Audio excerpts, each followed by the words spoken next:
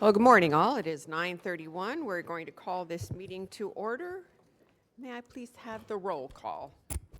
Vice Mayor Baxter, Here. Commissioner Flores, Mayor Marino, Here. Commissioner Powell, Commissioner Sachs, Commissioner Weiss, Here. Commissioner Woodward. Here. Thank you.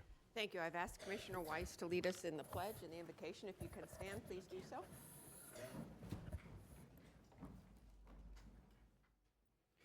Before we begin our business at hand, let us give voice to our sincere gratitude to the divine for allowing us to reach this day with the abundant blessing that our great community has been bestowed.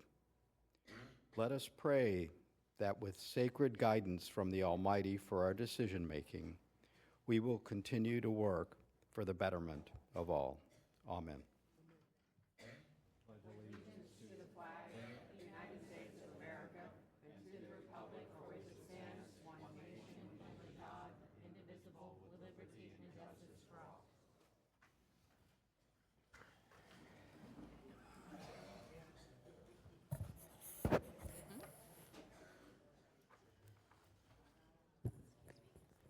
Do we have proof of publication? We do. May I have a motion to receive and file? Second. I have a first from Commissioner Weiss, a second from Vice Mayor. All in favor? All opposed? See that motion carries 7-0. We are now on to the approval of the agenda. Are there any additions, deletions, modifications, substitutions, changes? Mayor, I'd like to reorder the agenda. So I move to reorder the regular agenda items 5E1 and 5E2 to the top of the regular agenda. We will do that after we do the additions, deletions, and You substitutions. said or modifications. We will do that after we do the additions, deletions, and substitutions. May I have those, please? So moved. Thank you.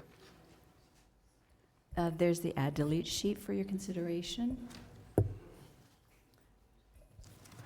And in it, there are letters that we've received after publication, both for items, 4 items. 5E1, Park West Commerce North, 5E2, Park West Commerce South, 5E3, West Boynton Ranches, and 6A1, Lorena Plaza. Thank you. May I have a motion to receive and file? No. Sorry? We already did a receive and file. I'm sorry? Correct. But we did we haven't adopted it yet. So all in favor? All opposed? See that motion carries. Do we have any postponements? Yes, ma'am. There's a request, and it will need to be voted by the board because it's not by right. It's item 5E3, West Boynton Ranches, and the request was a postponement till the next round, which is going to be August 27th. Mayor, I go ahead and move to postpone. Do we have any cards? Yes.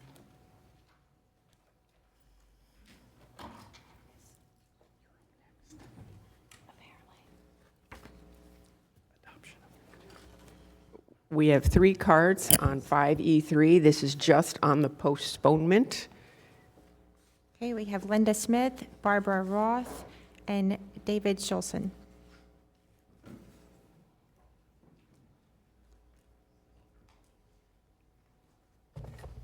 Sorry, Linda Smith, Jupiter, Florida. I wasn't sure I was speaking on the postponement. I meant It's just, we're taking Yeah. a motion to postpone, that so if was this a is, different card, I think. No? okay, you don't want to talk on this one? I think it's a bad idea. I'm opposing it. Thank I you. don't think they can put lipstick on it and make it any better. Thank you. Good morning, Mayor, Vice Mayor, Commissioners. Barbara Roth, representing Cobra. I'm speaking in favor of the postponement of West Boynton Ranches. We appreciate that the applicant has decided to take some more time. Thank Thank you. you. Good morning. David Schulson, the Cobra delegate from Valencia Reserve. And Valencia Reserve is not opposing the postponement. We are looking forward to resuming discussions with the development team, Jennifer Morton and her team. And just real quick, on behalf of Valencia Reserve, I want to thank each and every commissioner for taking the time to meet with our team in the last few weeks. Thank you. Thank you. Do we have any other cards? Okay. All in favor of postponement? Aye. All opposed? See, that motion carries, I'm sorry, 6-0, not 7-0. Excuse me, Mayor. Could we have the maker and the second restated for the record? Commissioner Flores was the first, Commissioner Weiss was the second. Now it's time for the adoption of the agenda, and would anybody like to make amendments to the agenda? I move to reorder the regular agenda items 5E1 and 5E2 to the top of the regular agenda.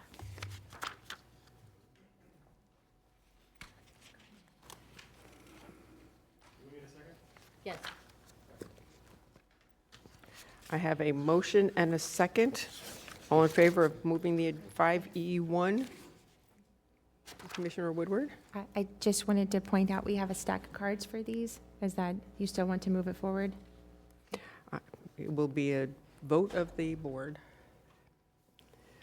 All in favor? Aye. All opposed? So that motion carries 6-0.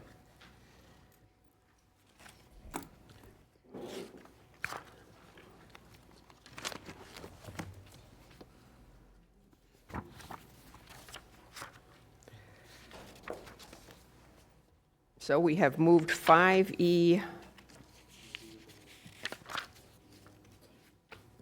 5E1 and 5E2. 1 to before the agricultural reserve tier overview and study. So at this time, Commissioner Sachs? Thank you. I think what's happening by moving 5E1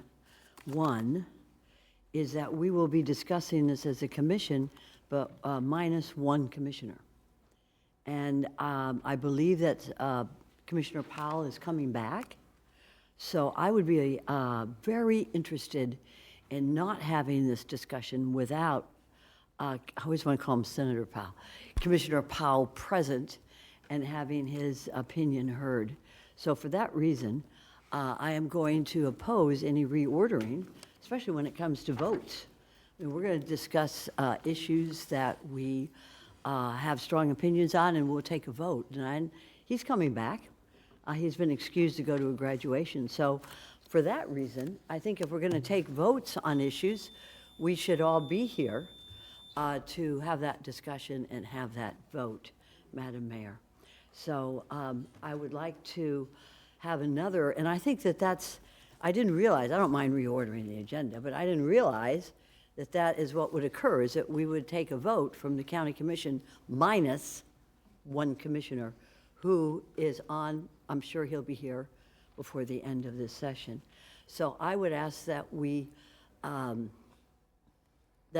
discuss a little further the reordering of the agenda.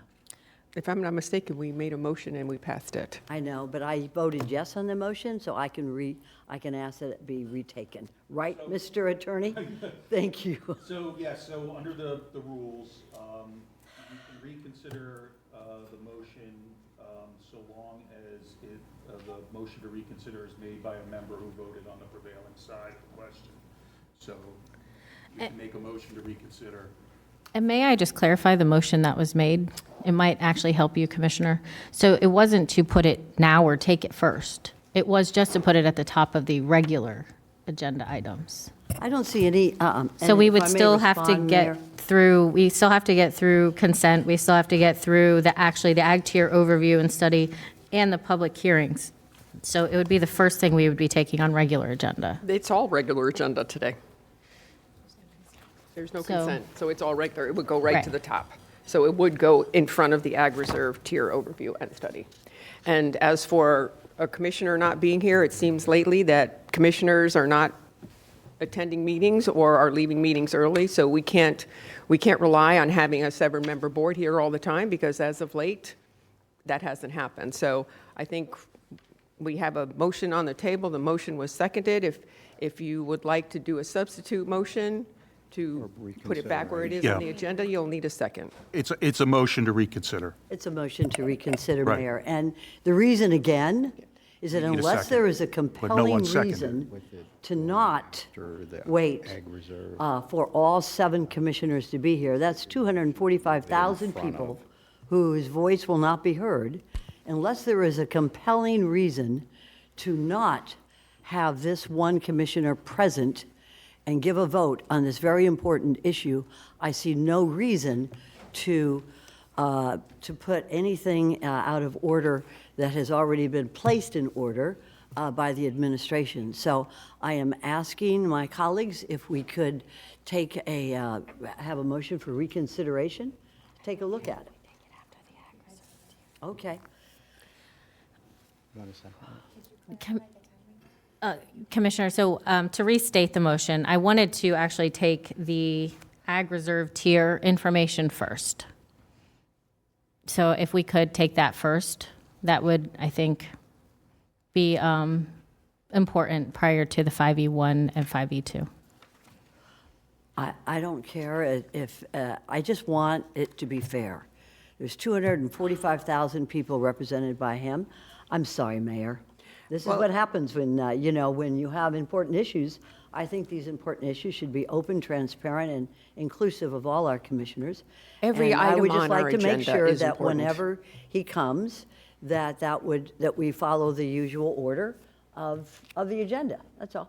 Then I and that would be then fine. I request in the future that everyone attend their meetings, and when we have a meeting scheduled, not to schedule other meetings later on in the day.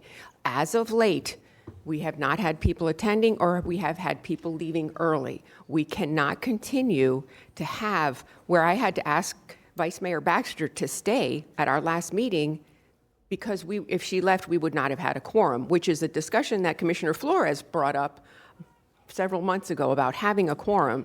And not everybody, several people have been leaving meetings early. So I'm glad you brought this up, Commissioner Sachs, because we need to make sure that on commission days, when we have meetings, no one else schedules any other meetings. Every item on our agenda is important, every item. So we are now at a crossroads because, as far as I'm concerned, every commissioner should be here for the Ag Reserve Tier Overview and Study, especially our 2 new commissioners. So if I had my druthers, I would move that so every commissioner here would be hearing that. Because it was the new commissioners that wanted to really know about the Ag Reserve, and one of our new commissioners is not here. So Would you like me to withdraw my restatement, or we'll just leave it as what we voted on? Well, can I maybe make first of all, we have a motion to reconsider on the table. No one has seconded. we did have a second. Oh, we did have a second. Okay, did. so then we should have a vote on that. And then pending that, maybe we take another vote to reorder the agenda. Well, I've got lots of lights on, so we've got a motion and a second. Commissioner Sachs, is there anything you'd like to add? No? Commissioner Flores?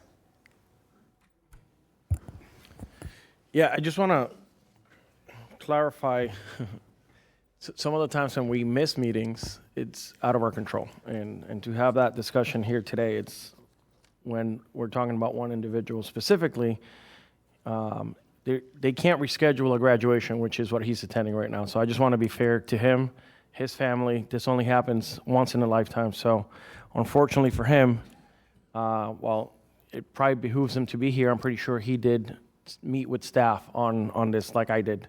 I spent about 2 hours with staff, so I'm pretty sure he did too, I hope. But I think we also have to be respectful that we do have individual lives, and there are things that are going to happen every once in a while that you're not going to be able to be here. I do agree that if you can be here, you should be here. Absolutely. Thank you. Vice Mayor Baxter?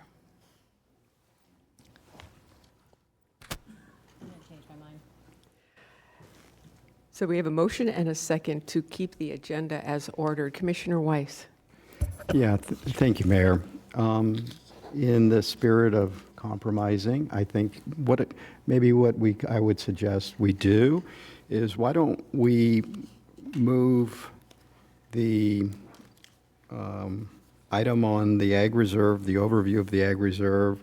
We can go ahead and take item 4A1, 5A1, 5B1, 5D1, if need be, and then put, hopefully by then, our colleague will have returned to the dais, and he can be here for the overview on the Ag Reserve, can participate in the discussion that Commissioner Sachs has asked about on those other two items on Park West.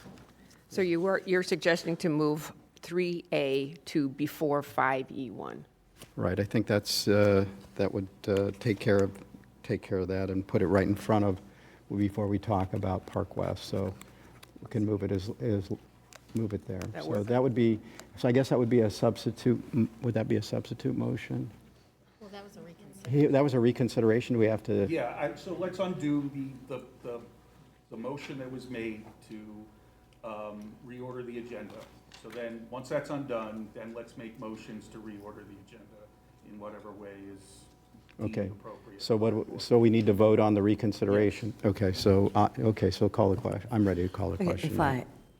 Mayor, if I may respond to that, I think that's great, and thank you for the compromise. My issue is very singular.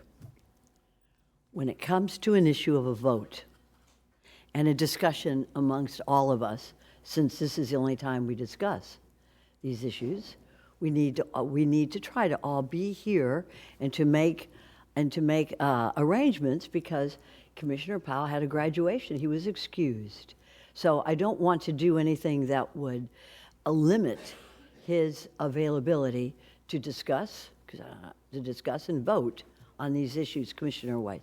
So whatever. So I'm just to clarify, I mean, we have multiple items on here to vote on. So you want him here to vote on every item? Well, do you have any items you don't want him to vote on? Of course. Well, We want then, him shall we there to postpone be the meeting present. until he Let me gets here? clarify. We're not going to First of all, postpone the Why are we meeting. reordering the agenda anyways? We're trying to give Commissioner Powell the opportunity Yes. to be part of the Ag Reserve Tier Overview and Study, which is something that is important for all of us. Well, I'm sorry, Mayor, but that wasn't the issue that I brought up, and that isn't the basis of the issue for the motion to deny the reorder. And what it comes down to is not information which we will get from our staff. They have prepared it. I can read it. He can read it. My issue is very singular. We know that. To vote on. We're aware of that. Thank you. So it has nothing to do with the information that staff is going to give us on the Ag Reserve. Singular issue is he needs, if we can, we need to follow the agenda as it is, so that possibly all 7 commissioners will But be he here. won't, our first item is something to vote on. I know. We'll So wait he on won't the- be here. So if you're making that point, I don't understand. I want to try and be helpful and help you, but I don't understand what you're saying. What I'm saying is that I don't want to reorder the agenda. That's it. But you want him here to vote on something. If he can, and he will be coming back. All right, I'm So going let's to just keep it the bring way this it is. discussion to a close. Call the question. And and- I'm going to, question on the I'm going to call reconsideration. the question. So, may I have the attorney please tell us where we are in this discussion? Okay. Because we had a motion that was made by the vice mayor and seconded. She has Let's vote on the motion to reconsider. No, I did not withdraw that motion. It stands. I was asking the question that if I restated, would it make Commissioner Sachs happy? I didn't realize at that time there was already a motion to reconsider. So as it stands right now, the agenda is reordered to reflect 5E1 and 5E2 to go first. Now, there's a motion on the floor to reconsider. And it got a second. And a second by Commissioner Woodward. And that is what we are voting on if we want to reconsider that reorder. That's correct. So we have a motion and a second to bring the agenda back to the way it is written without any, Consider. Just to reconsider, not what we're reconsidering. made a substitute motion, but okay. I will take the vote on whether we should reconsider.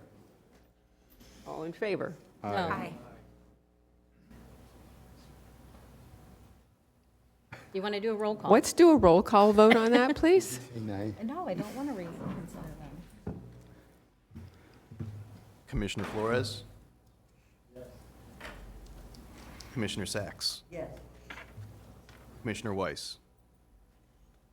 Commissioner Weiss? Yes. Commissioner Woodward? Yes. Vice Mayor Baxter? Yes. Mayor Marino? Yes, it's fine. 6-0. So now we can reconsider that, Now what are we reconsidering?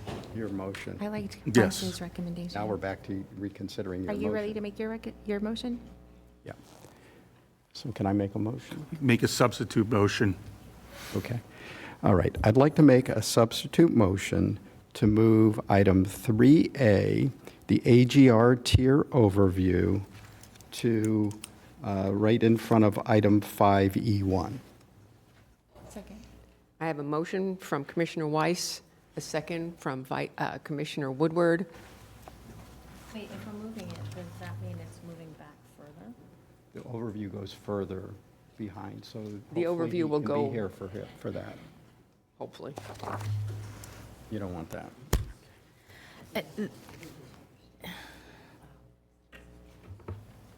Vice Mayor Baxter. I mean, putting this all off till later in the day is what we're trying to do now, is put this in the afternoon. No, we're putting it till after all other business is done, and then we would take the ag reserve discussion and then I 5E. I don't agree with that. I think we are here. We showed up. We should be having the ag review tier conversation first while we're all fresh and we're here in the morning and we're getting through that and recover I it. withdraw my motion. I was trying to be helpful. I withdraw. And then we could take on the 5E1 and 5E2. People, by the end of the day, they tune out. I think we need to take those issues first.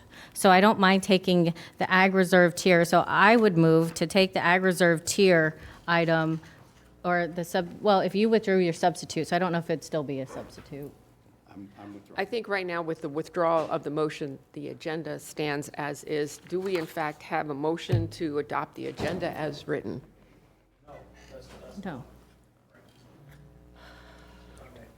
Yeah. Commissioner Flores?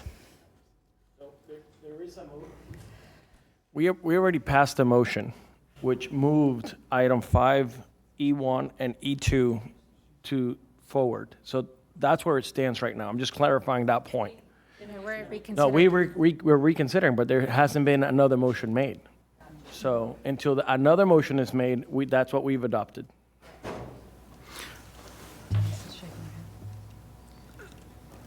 Okay, Denise.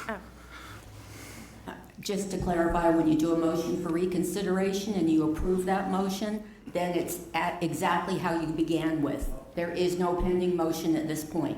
You've wiped the slate clean, you're starting over again. So you need to make a new motion to reorder if that's what you'd like to do.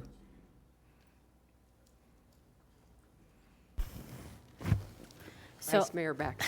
thank you. I'm going to try this one more time. So I move to reorder the agenda to put the ag reserve item first, to then put 5E1 and 5E2 at the top of our agenda.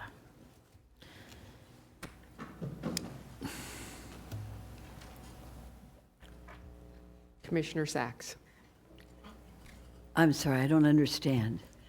According to the agenda, we're going to hear about the Ag Reserve Tier Overview and Study, which was done beautifully by our staff. After that, we have public hearing, and then we go into the votes. So I don't think we should have votes taken before everyone is here. I also believe that under the rules, the public has a right to be heard when it comes to reordering the agenda. What we do here is very important, and it's important that the public have an idea of what's going on, what our opinions are, and what our votes are. So let's get the information, let's have the agenda as Mr. Rutter and the other staff has prepared it, and let's move forward as listed. And that, I just want to get the meeting started so we can go ahead and get moving on it. Vice Mayor, did you get a second on your motion? I don't know that I heard one. Commissioner Woodward, your light is on. If I could, I would just like to note that the agenda was noted to the public, and we are still receiving cards on this issue. And I just would think, if there are people who are expecting that item to be at a certain point, they may be still coming. And I wouldn't want to silence anyone and have them get here and be surprised it got moved up. Just because it's a large stack, and I would put that out there, and we are already 26 minutes into this meeting. Thank you. Would anybody like to make a motion that we leave the agenda as written?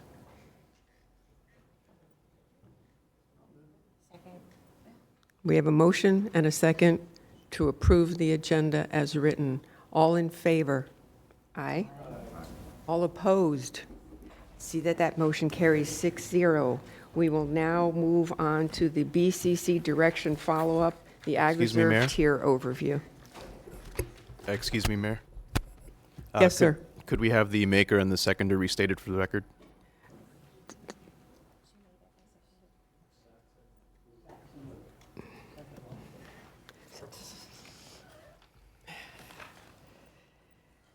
Staff, good morning. Good morning. Yeah, we're going to redo the prayer. This is item 3A, and I know it was at our request that you come back with this, so thank you very much. Good morning. Twee Shutt for the record. Mayor, Vice Mayor, and Commissioners, I'll make it very brief. This is based on board direction. Staff has an overview of the history, really looking at the comp plan and all the policies way back when, 1980s, what's leading up to the current ask of some of the requests you'll be seeing later on the agenda, and then again, direction for what will happen in the future. With that, I'll turn that over to Ms. Stephanie Gregory, who will be giving us a brief presentation on the history. Good morning. Okay, so we're going to start by taking it back a few years, beginning in 1980 with the county's first comprehensive plan, and before the managed growth tier system. The Ag Reserve was simply known as the Reserve. The boundaries were defined that are slightly different from today, but it introduced limited development options that still exist and served as a foundation for residential development in the tier. The 1980 plan established a base density of 1 unit per 5 acres, created the first plan unit development option, the 80/20 PUD, at a density of 1 unit per acre, and allowed for development rights to be sent outside of the tier. These policies provided a tool for allowing limited residential with the preservation of a significant amount of agricultural land. Between 1980 and 1998, the county continued efforts to evaluate the long-term viability of agriculture and implemented strategies for the preservation of these lands. This included the introduction of the 60/40 PUD option and an unsuccessful program to purchase agricultural conservation easements from farmers. The BCC in 1998 directed the development of a master plan to assist voters in determining support for a potential bond referendum to fund the purchase of agricultural lands. The South Florida Water Management District, which was also looking at the area for its potential to assist with water resource projects, joined with the county in an effort and agreed to assist with funding the study. 2 consultants were selected, CH2M Hill and Dover Coal and Partners. So through extensive public engagement by the consultants, the goals of the master plan were defined in what is known as the interim report. The established goals were to preserve and enhance ag and environmental and water resources, and to produce a master plan consistent with those goals. The 6 objectives included a heavy emphasis on preservation, including enhancing agriculture, environmental resources, water management capability, and open space, while also creating a sustainable form of development and minimizing the costs or impact to taxpayers. So you can see that while the focus was preservation, there was also an understanding that there would be some form of development included. So with these goals and objectives in mind, the consultants in December 1998 presented the Phase 1 report to the BCC and offered 3 scenarios. The status quo alternative reflected the likely development outcome if the county continued the existing regulations of the time. The no bond scenario assumed a development potential with revised regulations, but no land acquisition. In the third option, the bond scenario recommended a bond issue for the acquisition of land specifically for the preservation of agriculture and environmentally sensitive lands, with the goal of reducing the anticipated number of residential units in the ag reserve from 20,000 to 14,000 through the retirement of development rights. The bond scenario was selected and it passed on March 9th, 1999 by a 2-to-1 margin for a total of $150 million, which included $100 million in the ag reserve and $50 million for other areas in the county to purchase environmentally sensitive lands. The bond resulted in the purchase of 2,400 acres, and its success led the BCC to authorize the consultants to proceed with the final phases of the master plan. The multi-year planning process culminated in 2000 with the final master plan document. It incorporated the recommendations made by the consultants and staff, as well as documented the final board direction on a series of topics. It also included implementation actions and identified the departments or agencies responsible for bringing the directions to completion. However, the plan and graphic you see here were not adopted by the board.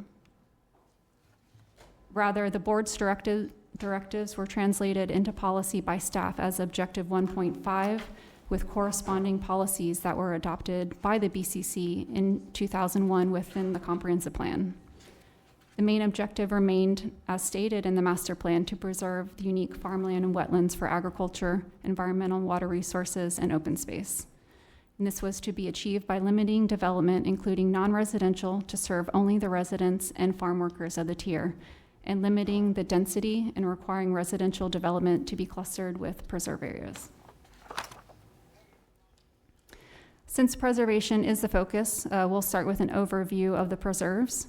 The master plan consultants offered a wide range of preservation methods for the board to consider, but ultimately, as previously mentioned, the board went with a bond issue and also maintained preserve requirements for residential and non-residential plan developments. So there are 3 methods for preservation today. The first is through the 2,400 acres purchased by the county through the bond, which is then leased to farmers. The second is through PDD development preserves, which are privately owned, restricted by conservation easement, routinely swapped, and represent a large portion of the preserves that exist today. And finally, there are lands under other government ownership by state and federal agencies under preservation. And the map to the right shows both the lands owned by the county and by other government agencies. There were some unanticipated changes to the preserve areas that the master plan did not anticipate and were not included in the subsequent implementing policies, and they generally relate to the requirements for the PDD development preserves. So this is not the full list, as I will highlight some additional ones later as they relate to the specific land uses. But the first change occurred in 2004 due to a development scenario for Apollonia Farms, which requested to utilize South Florida Water Management District lands to serve as a preserve requirement for a 1,500-acre PUD. The utilization of these lands for preserves was not contemplated, and these lands were intentionally excluded from the calculation of potential units that could be built in the tier. In 2006, additional PUDs like Apollonia brought in more Water Management District lands as preserve. In 2012, the board directed that high value added agriculture uses such as packing plants be allowed within preserve areas subject to specific location criteria. And then in 2014, property owners and farmers began seeking additional ways to expand development options in the tier. And due to the large number of requests, a workshop was held by the board, which ultimately led to a series of roundtable discussions where community groups and property owners were encouraged to outline their formal recommendations. The board then considered and adopted amendments in 2015 related to preserve contiguity to allow smaller, isolated parcels to become eligible for preserves. Previously, preserved parcels less than 150 acres were required to be located contiguous to other preserves totaling 150 acres. Also, as a result of the roundtables was the adoption of farm residences in 2016, which allow an agricultural property with an existing residence to utilize a portion of their residential lot as a preserve area, which then allowed for the sale of those development rights. In 2021, provisions were adopted that allowed for specified Lake Worth Drainage District canal right-of-ways to be eligible for preserve areas. And then finally, last year, text amendments to the comp plan were adopted to allow an agricultural marketplace as an allowable use within an AGR MEPD preserve. So now we'll dive into the various land uses allowed in the tier, and we'll look at what the master plan consultants recommended in 1999, what the board ultimately adopted into the comp plan in 2001, and then the changes made since then. So starting with the residential uses, the master plan consultants recommended that the board maintain the low density provisions and development options that were already in place, including continuing 1 unit per 5 acres as a base density for the AGR FLU. The consultants also recommended continuing the existing plan unit development options, including the 80-20, which requires 80% preserve and 1 unit per acre clustered onto 20%, and the 60-40, requiring a 60% preserve and a 1 unit per acre clustered onto 40%, both of which were development options that had predated the master plan. The board agreed with that recommendation, and the tier has primarily developed with this low density option as single family or zero lot line homes. And this slide shows how the 60-40 PUD works, where the preserve area consists of 60% of the total area, or 150 acres in this example. The allowable uses for these preserves include bona fide agriculture, packing plants that are located adjacent to active farming, nursery, equestrian, and passive park uses. The development rights are then clustered onto 40% of the land at a rate of 1 unit per acre, but actually results in a net density of 2 to 3 units per acre.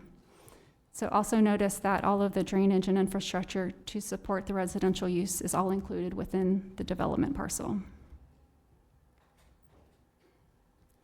In addition to the PUD options, the consultants and the board also desired residential uses in the traditional marketplace developments, also at a density of 1 unit per acre, in order to create a true mixed-use project by providing a variety in housing types and to create a place to shop, work, and live, reducing the need for a car. Canyon Town Center, shown on the left, is approved for up to 93 units, but only site plan for 34. And Delray Marketplace is approved for up to 96 units, but only site plan for 73. Neither site, as you can see from the aerial, has developed with the residential component. So as previously mentioned, the Ag Reserve developed almost exclusively as single-family residential at that net density of 2 to 3 units per acre. Starting in 2017, there began an interest in developing multifamily projects, which, due to the regulations at the time, would have required a significant more amount of land to cluster the units in order to achieve the higher densities. So of the 6 applications that went to the board between 2017 and 2021, 5 applications were either withdrawn or denied by the board, and then the only one initiated was for Reserve at Atlantic. In the fall of 2021, with Reserve at Atlantic still in process, staff held a workshop with the board seeking direction on higher density requests in the tier. The board directed that a new higher density option be created in order to facilitate workforce housing in the Ag Reserve. The criteria for sites to seek the new essential housing FLU included the allowance of up to 8 units per acre, located on Boynton Beach Boulevard or Atlantic Avenue, extending from the Florida Turnpike to 1/2 mile west of Lyons Road, requires 25% workforce housing on site with a 60% preserve. However, unlike the 60-40 PUD, where all of the necessary drainage to serve the community is required to be included in the development area, the EH FLU is allowed to have a 10% water management tract within the preserve area. Following the adoption of the new land use designation, the Logan Ranch residential project became the first site adopted with EH. Around the same time of the multifamily requests were increasing, there was also an interest by property owners for the development of congregate living facilities in the tier, as none were built due to the density constraints.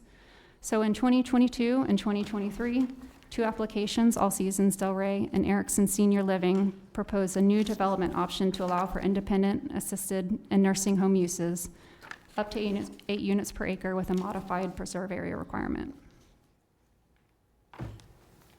So this chart summarizes the evolution of residential policies in the tier from the 60-40 PUD established in 1995 at 1 unit per acre to the inclusion of the most recent additions for higher density development options in 2022 at 8 units per acre gross, which end up around 20 units per acre net.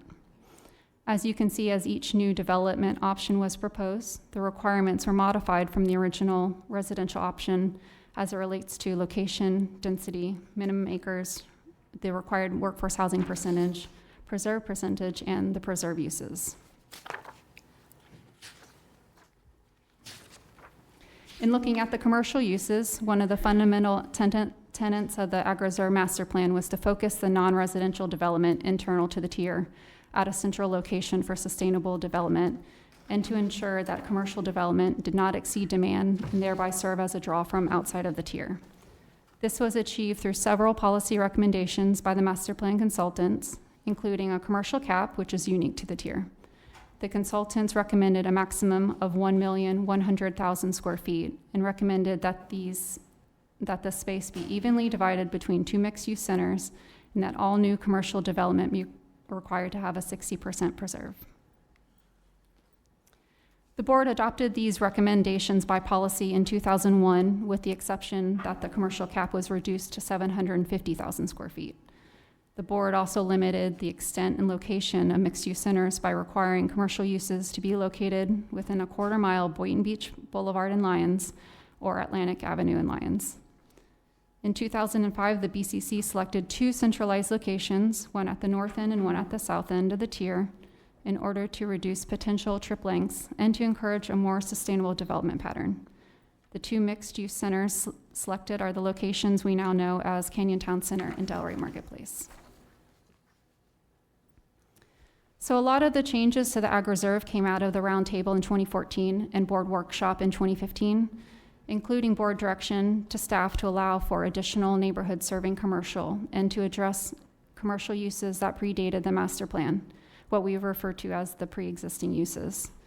So in 2016, all of the pre-existing commercial sites were accommodated in the comp plan as conforming uses, and the 5 sites located east of State Road 7 later received a commercial low future land use designation.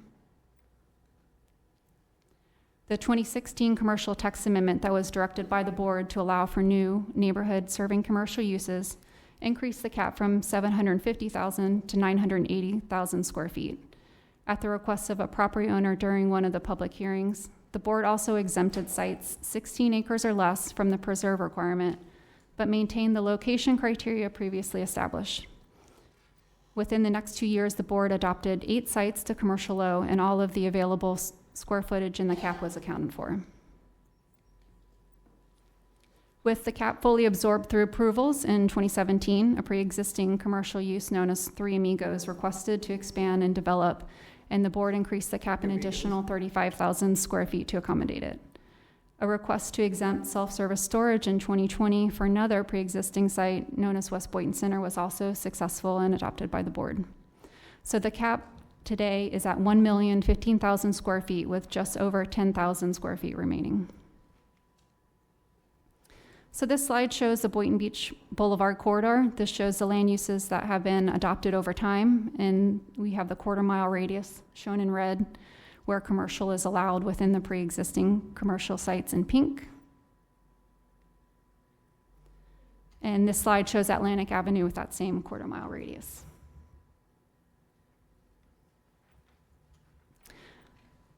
All right, so going now into the industrial policies, the Ag Reserve Master Plan consultants acknowledged the importance of employment-generating uses in creating a sustainable development by providing a variety of job opportunities. So they recommended 2 employment centers. These 2 centers were to contain a maximum of 330,000 square feet of industrial and 245,000 square feet of office park in order to provide employment hubs for the tier. These 2 locations were identified as within a quarter-mile of the Florida's Turnpike interchanges with Boynton Beach Boulevard and Atlantic Avenue. The consultants considered these locations with light industrial uses to have the least negative impact on agricultural uses. The board, however, did not agree with the consultant's recommendation and directed in 2001 that no new industrial future land use designations be permitted in the ag reserve. However, they did establish a floor area ratio for the 64 acres of industrial future land use that pre-existed the master plan. And those are located north and south of Atlantic Avenue, east of State Road 7 in purple on the map.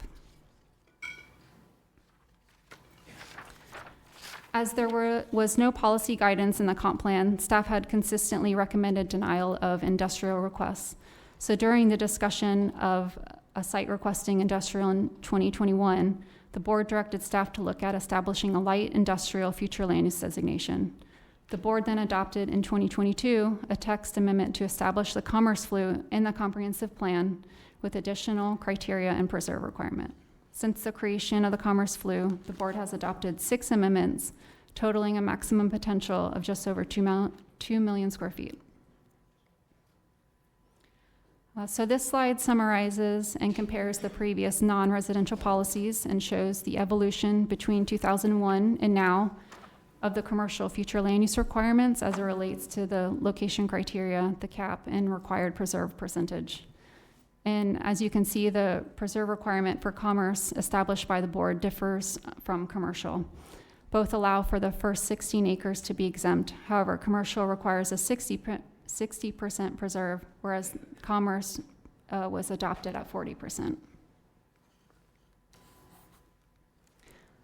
So moving on to institutional uses, the master plan consultants acknowledged the importance of these uses for viable, sustainable community and recommended that they be allowed broadly on any lands that had a residential future land use designation. The BCC agreed with the consultants to allow institutional uses in the ag reserve future land use, but adopted a policy which still exists today that prohibits these uses west of State Road 7.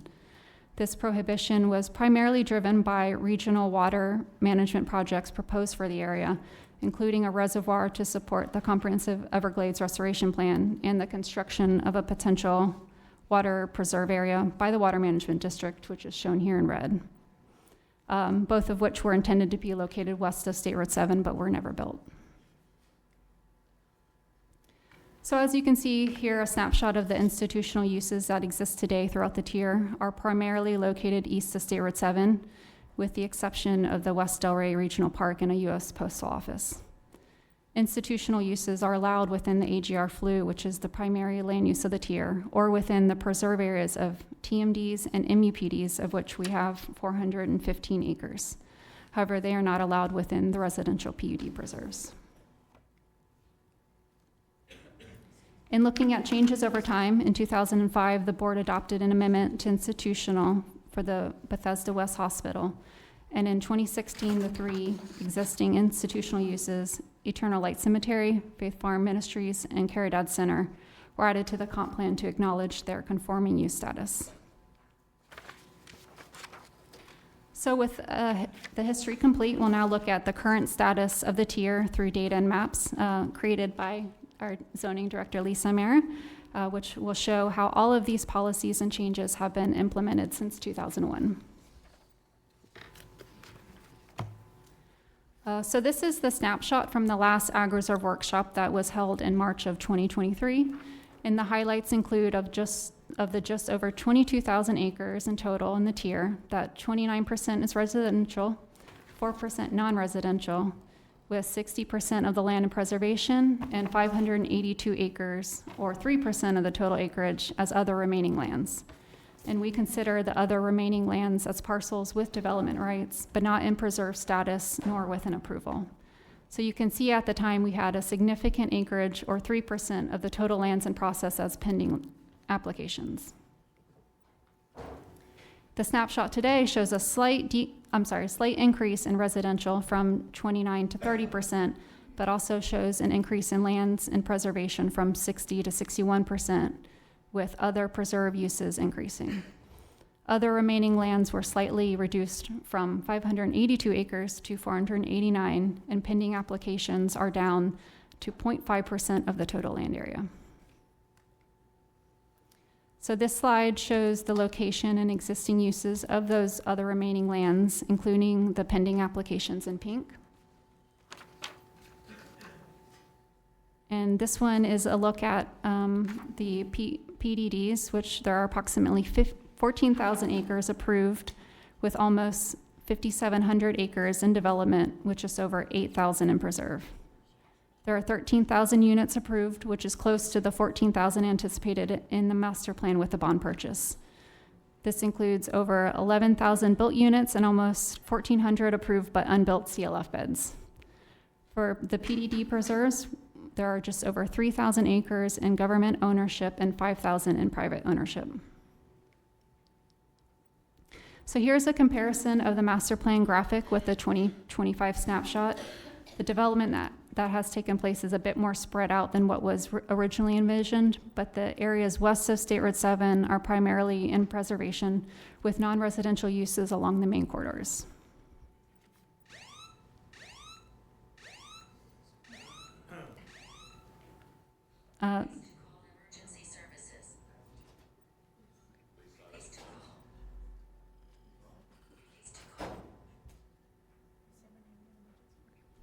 We'll continue. Okay. All right. You good? Everyone okay? Please silence your cell phones. Okay, so there are currently five amendments in Ag Reserve in process. The first one, West Delray RV Resort, will be on the May BCC zoning agenda for adoption, and the 4 remaining are on the agenda later today. And so now I'll turn it back over to Twee. On the Ag Reserve. Since I've been here, you know how many workshops we've had on the Ag Reserve? Yes, as you can see, with our history and review of what's led up to today's, for the board's consideration, we do have several items that we'd like to draw to your attention. Again, in this slide, it shows there are requested uses in the preserve area. Institutional uses, as Stephanie's mentioned, recreational, as well as passive parks with lakes. As land becomes more scarce, as development priorities become competing priorities, we do have several clarification we would like the board to consider and give us some direction on. For the purpose of consistent implementation of some of the future land use, also for transparency, and then also to make sure that there is predictability for the development industry. So go to the next slide. Again, this is a summary of the allowable uses in the preserve area. As stated by Stephanie, there are various changes that have occurred on what is allowed and what is, not allowed in the preserve area through the years. So with this slide, there are, in the tan colored at the bottom, those are the allowable uses in the preserve area, in the residential PUD preserve areas, as well as the ag or commercially mixed-use type of preserve areas. So in the residential portion, Stephanie had mentioned, in the essential housing future land use, there's a maximum of 10% that's allowed for stormwater management purposes. And in comparison to the ones that involve commercial, there's 100% allowable water management, storage purposes in the commerce flu. So let's go back to, again, what the comprehensive plan actually states. In this policy, 1.5 IJ, it specifically stated as before, no more than 10% of the total project preserve area is allowed, subject to some of the criteria listed from letter C through E.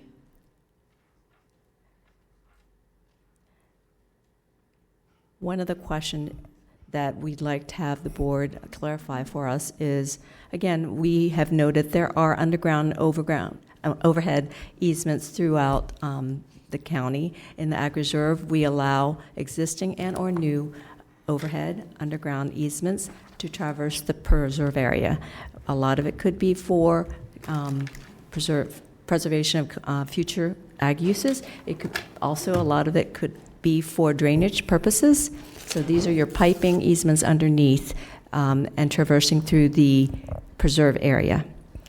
So if these are allowed, the issue is because the comp plan does specify that no more than 10% can be associated with stormwater management features, we'd like to clarify and make sure that we are proceeding with the right understanding that these are allowed, therefore they're not to be counted towards the 10%.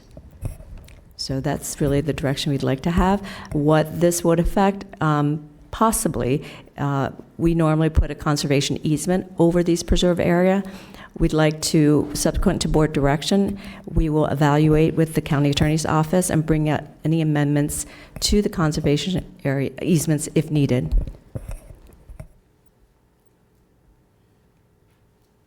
And again, circling back to board direction back in February, we'd like also for direction in terms of a study for the area, if the board chooses to.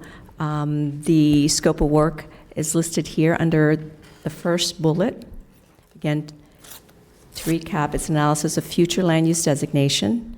The consultant will do an analysis of infrastructure, deficiency needs, traffic, water, sewer, and drainage, and analysis service delivery provider needs, such as school, parks, fire rescue, engagement of all stakeholders and interested parties, and identifying potential comp plan policy and ULDC changes. As directed by the board, we had preliminary cost estimates between $250,000 to $500,000, approximately 9 to 12 months. In light, unfortunately, of recent changes in the legislation, our county attorney, Darren Leiser, can speak on that. There is a Senate bill that's before the governor for signature that may preempt local governments from creating more restrictive or cumbersome requirements for our area. So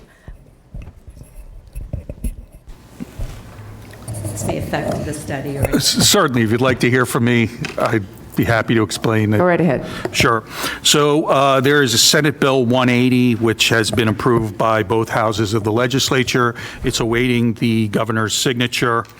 It's got two provisions in it. One of its provisions applies going forward, but another provision applies retroactively to August 1st, 2024. And that provision essentially prohibits proposing or adopting any moratorium on construction, reconstruction, or redevelopment of any property damaged by such hurricane. And the hurricanes are either Debbie, Helene, or Milton. And we are listed as affected by Hurricane Debbie and Milton. So this would apply to us. Propose or adopt any moratorium on construction, reconstruction, or redevelopment of any property damaged by such hurricanes. Propose or adopt more restrictive or burdensome amendments to its comprehensive plan or land development regulations, or propose or adopt more restrictive or burdensome procedures concerning review, approval, or issuance of a site plan, development permit, or development order. So,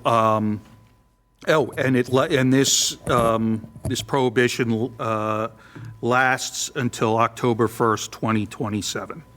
So with respect to today's discussion, if the governor signs this law, anything that comes out of the study that would recommend more prohibitive or burdensome changes to the comprehensive plan or the LDRs would be prohibited until October 1st, 2027.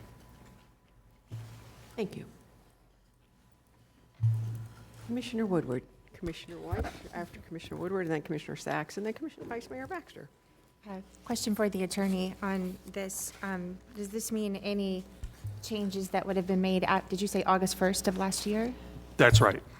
Okay. So it would apply retroactively. So if we had made any changes after that, after August 1st, 2024, they are potentially, and they're more burdensome, then they're potentially void.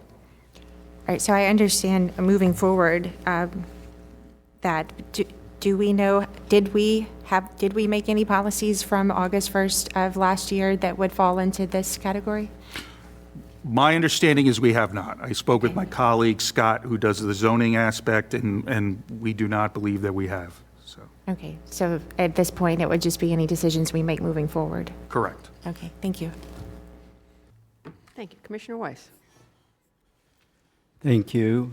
Thank you for this excellent, comprehensive presentation. So let me first address your specific question that you're looking for direction on. And are underground easements associated with stormwater management features included in the 10% calculations? And my direction would be no. I think that easements are something that exist today, and I don't think when we originally talked about that and having those water features, we contemplated that they would be included. So that would be my direction on that. And then as it relates to the study, according to my calculations, there's about 664 acres potentially left. That is not in the entire ag reserve that's potentially developable. To spend, and a couple $100,000 to do a study for those 600 acres, 489. or for the 600 acres that are remaining is, 489. what's that? 489. Well, it says there's 3% other remaining lands, so. Yeah, so I don't know that it would, I don't know that it justifies that cost.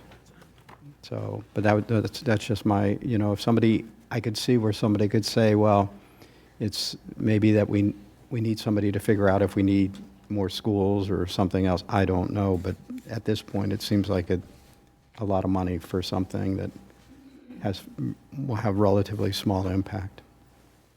So those are my comments. Thank you. Commissioner Sacks. Thank you, Madam Mayor.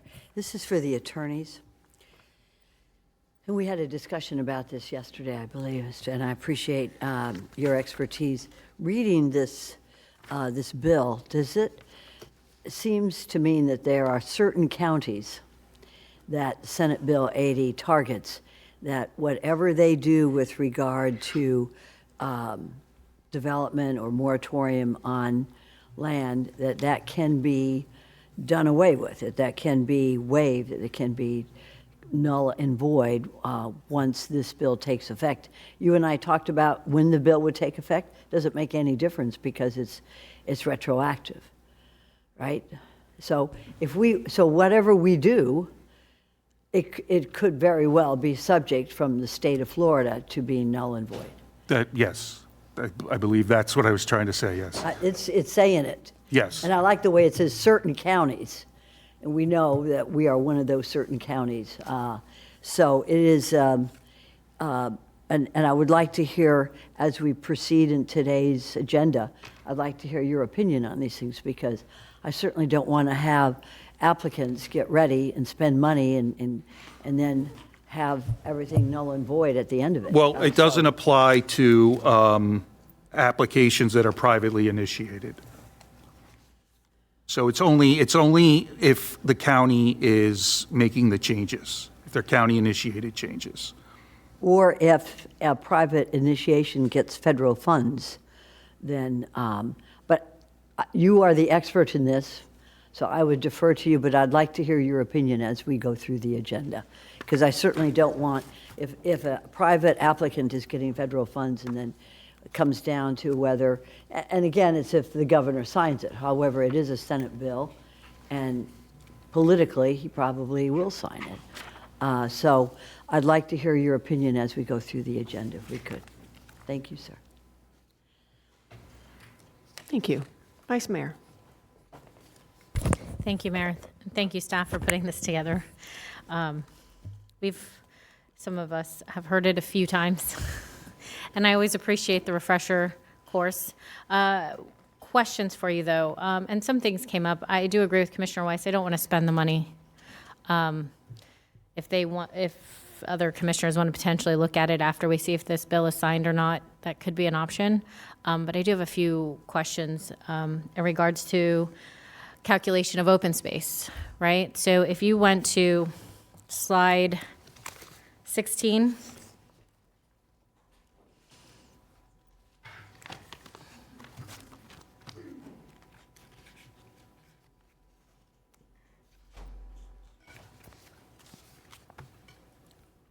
Archaic.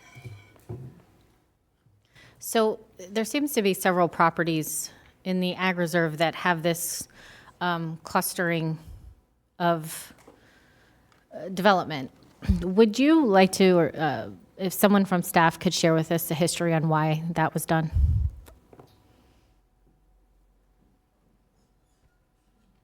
I can attempt. Again, these are planning practices or planning concepts. You will find some of, we would call it straight zoning, where there are minimum lot sizes, you have what you have, and you have your setbacks. In the ag reserve and in some of our plan unit development, the thought is if you can cluster, putting all the development, the building pads, and the uses closer together, you will gain more net open space throughout the development. So hence you'll hear us say net density versus gross density.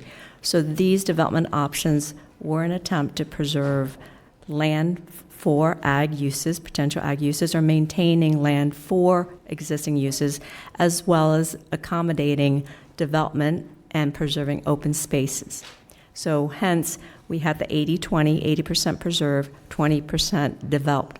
Then you had the allowances for 60% preserved, 40%. And through the years, there were accommodations based on the priorities and the needs of the county as the board felt necessary. So we also had the essential housing to address, again, different types of housing in the ag reserve other than single family.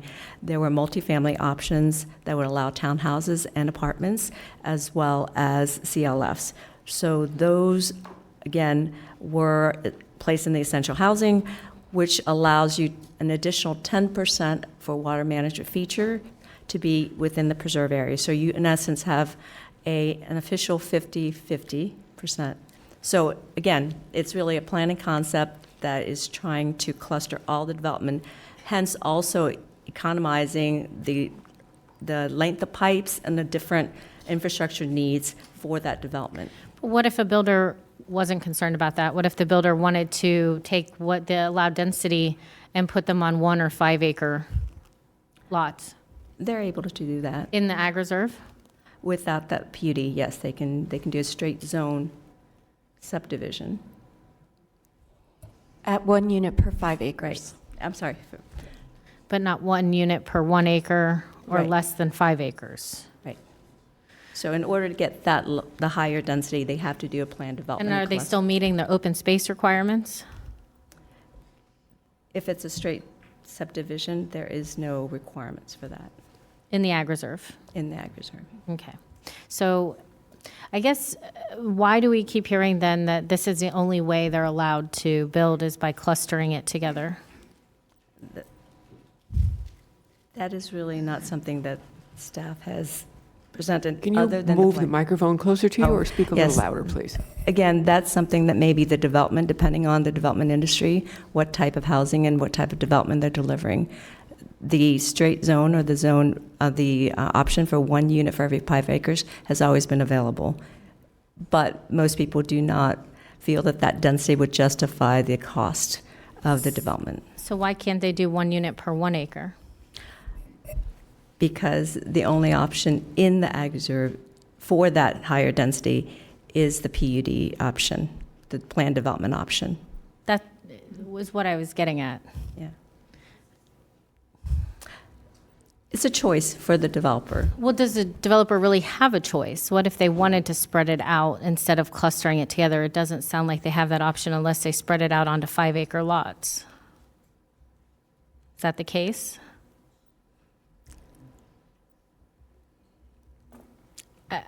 Twee, I'm going to refer to Lisa if you don't mind. No problem. Lisa, would It you is please explain? more zoning related anyway. The technique that was done was to allow essentially 1 unit per acre for the AGR PDD is kind of a density bonus. So the idea was back in the 80s and early 90s, they decided let's allow, rather than 1 unit per 5 acres, let's allow 1 unit per acre and require the clustering so we can get agricultural preservation on 60% of the land area. It was just part of the technique. In the 80s and 70s, there was a couple of developments that were done at 2.5 acre lots. There's a couple of those like Willis Gliderport, and there's a couple other. But it was a density bonus technique to get that preserve. And then was there some train of thought that the preserved area would potentially be able to used for farming? Yeah, that was the idea, that 60% be used for natural lands or agricultural purposes. And it's also, in some cases now, it's used for open space purposes as well. And in that open space, is there any work done to it, or is it just literally raw land? Sometimes there are some open space preserves currently that are just kind of open space. There's no requirement or we don't force farming on the AGR PDD preserves, and there are some, like the Back of Faith Farm, that was allowed to be a preserve area, and it is in open space. For the Canyons Town Center, there is a park that is in the open space, and we have 2 schools now. And what would it take, and honestly, the Ag Reserve is Commissioner Sachs's district, so I'm going to defer to her in some of these questions, but what would it look like if we wanted to allow the open space in between homes versus the clustering as another tool in the toolbox, not as an instead of? I think the board would probably have to reconsider that density bonus component, because right now those 60% have had the density stripped off. So if we were to do any other type of technique, I think the board would have to have probably a full workshop on where do you want to see the development in the tier and how many units you want. The original vision, we wanted to get that down to 14,000. There are currently 13,000 units approved and over 1,000 CLF beds. So that's, kind of right around the 14,000. That's what we had envisioned for public facilities planning. If there was any kind of reconsideration of how to add more units or do something different with the open space. Yeah, not adding more units, just where they place the units. Then that would be a reconsideration of the board on how, if you wanted to do a different technique. But again, most of the land is committed other than 489 acres, which are mostly 5-acre tracts, like scattered around all over on that one slide. Okay. Okay, thank you, Lisa. Commissioner Woodward and Commissioner Sachs. Thank you, Mayor. Thank you for the presentation. Some stuff has changed since the last time we've talked about this, a few numbers. I wanted to just go to the end where you were asking for board direction, and I agree with Commissioner Weiss about the drainage and the easements not having to account for that and allowing that, especially I think there was underground utilities that were discussed, and I'm good with leaving those. I wanted to, and I do think I agree as far as on not paying for a consultant to do a plan. I mean, you guys know a lot about this. It was a big ask for you, but you live it, so you were able to deliver this for us. I wanted to go back. I had a couple of questions on, I think it was slide 11. We'll start where we had talked about number of units and, like there's the preserved land. We're in this general area, and you mentioned how many units, 13,000 and change. Are those actually built or approved? They're almost entirely built. There's 11,000 built of the AGRPUD preserves. I have a spreadsheet. So, yeah, there's 13,367 in the AGRPUD preserves units approved. There's more units approved and unbuilt in Canyons. And then we have about 1,200 units approved and built in Willis Gliderport, Delray Lake Estates, Rio Poco, some of those subdivisions, Horseshoe Acres, Tierra del Rey, and Lorena. So how many actual residential units are in these 22,000 acres? in the whole tier, the total number of residential units, did I put that on a slide? And I'm going to ask for separate for CLF and essential housing, so to keep those separated, please. Yeah, I think, okay. Just bring it up. Did we put did that include? Yeah. That's the AD, did that include? Page 44. 44.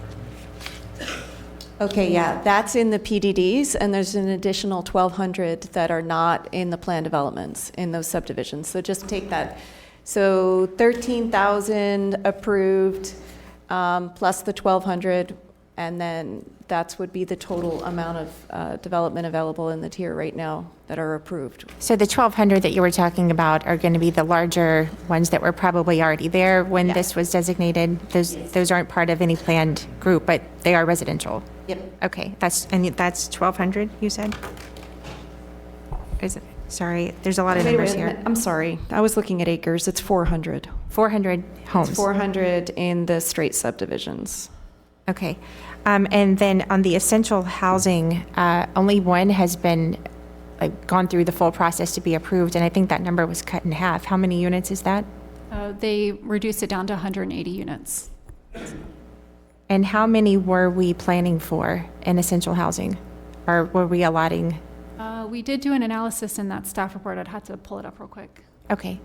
And then the CLF beds, was there ever a consideration for how many of those we would allow to be built in this area? Okay. Now, that's kind of a new concept. You know, and our target was 14,000 way back in 1999, but, you know, we've gotten around that threshold right now, and considering the other remaining is less than 500 acres, we're kind of ballpark what we are always envisioned. Okay, and then if I could go back to page 27, where we had the commercial cap. That was, sorry. Because we have the two numbers on here, and I know some of these, it's approved, we are almost to the cap. What was actually built, we are way under, but I know some of these just haven't been built. Some of them were built under what was allotted. Do we have a good understanding of actual kind of excess commercial that's not going to be built through some of these that received a certain amount of square footage, but they didn't build it? The challenge with calculating the commercial cap is that there are some developments that have an approved commercial square footage, such as the hospital that's on Atlantic Avenue. They were approved for, I think, 90,000 square feet of commercial development, but they're not actually going to build that because they changed to a hospital. So there is kind of this kind of disparity between the future land use adopted ordinance in the potential square footage that they can have versus what they're ever going to actually build. That's what makes managing this cap very difficult, and there is not a cap on residential units. There is not a cap on the CLF beds, and when we did commerce, staff didn't recommend a cap on that square footage either, because it's just a very difficult figure to manage when you have multiple sites and multiple applications and multiple things in play.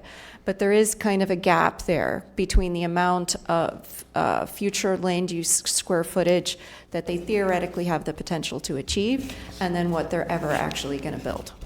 So the cap only exists for commercial? 'Cause do we have a cap for industrial as well? No. Okay, just commercial. And Yes. we're there as far as what's been approved, but not what's been built. And some of these that have been approved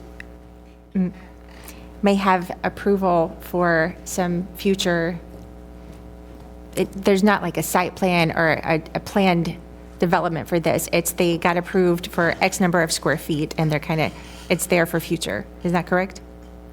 Yes, because the figure that is in, and a lot of those numbers came from the 35D traffic analysis and the cap, and it's not actually reflected on the site plan. They actually have less. So, you know, and the idea was back in the day when the board and the consultant came up with a cap, which is, this is unlike anywhere else in the entire county. The idea at that time, the pressure in the late 90s was these mega Walmarts and mega Targets, and commercial has changed over the years.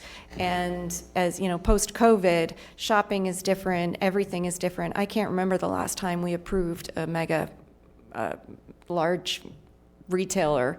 Most of the time we're seeing the smaller the public shops. The hottest thing in commercial right now is oddly fast food and car washes. That's the most of the commercial things we're seeing.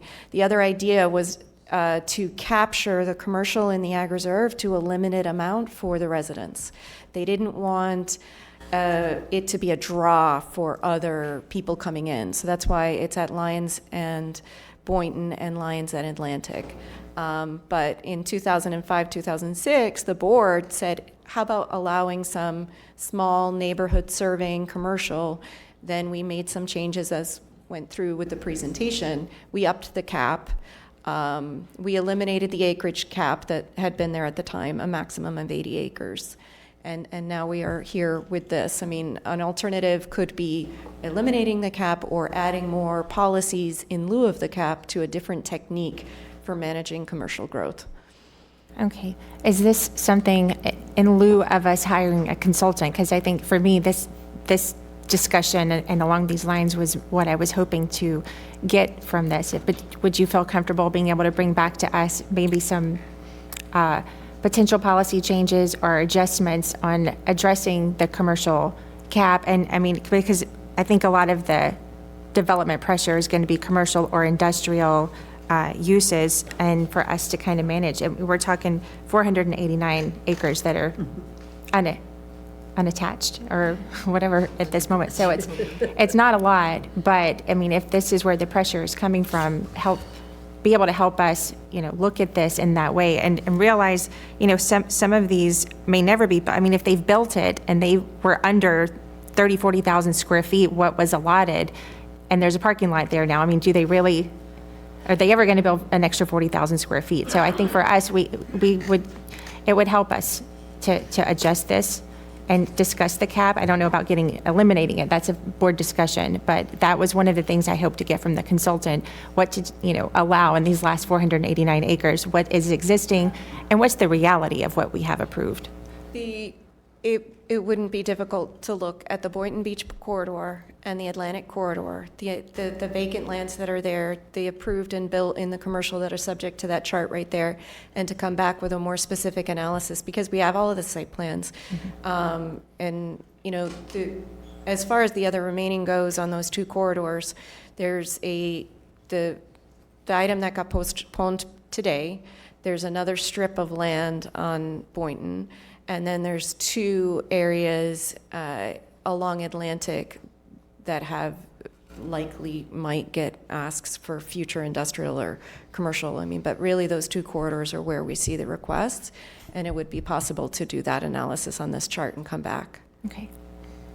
I have your answer for the essential housing.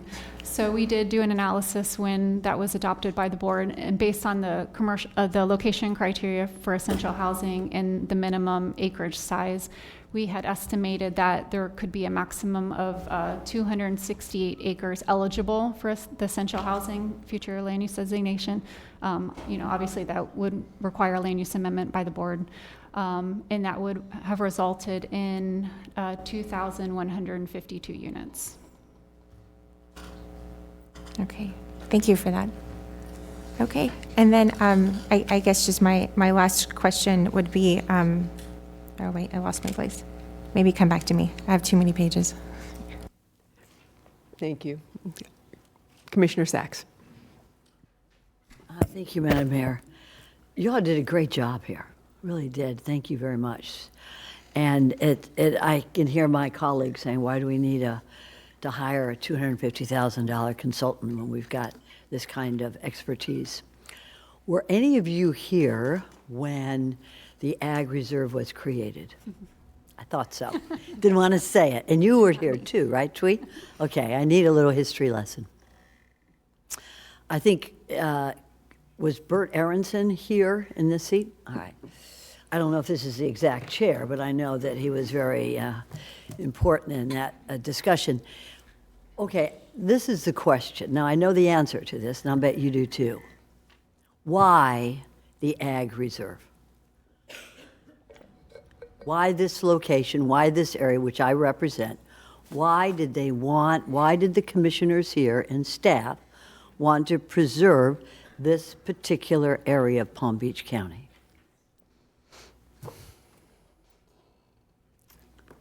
It's like a game show, you know. Again, just Turn on your mic, please. there is Your microphone. there was a missing 15, 20 years in which I was absent. But when I started here, this area was a transition between the Marshall, Loxahatchee Wildlife, and also the development back then area. And there were certain produce and farming capabilities that is afforded in this area as well.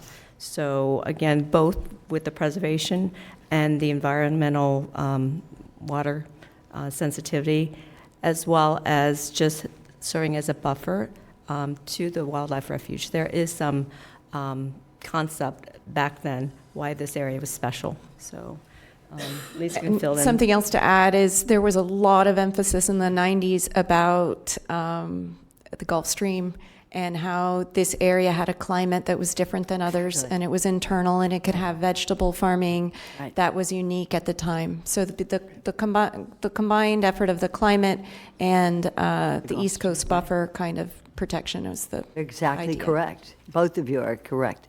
I only know this because I've lived in the Ag Reserve for over 40 years. And I couldn't understand, why are we having, welcome to the Agricultural Reserve, what is so special? And it's the soil, it's the dirt. And it's between the sandy soil of the east and the muck of the west, and we have that wonderful, so the agriculture in the Ag Reserve is special, right? It's special because we have dragon fruit, we have, I think, Mr. Yi produces, who's one of the farmers, produces all of the Chinese vegetables for all the Chinese restaurants in Palm Beach County. So the agriculture, and what I'm getting is the agriculture is very, very important to maintain and preserve. Question, the two corridors that we talk about and my colleague was questioning about, was that not from the early 1990s when it was created, was that not for retail or commercial to take care of the farming and equestrian communities that were there?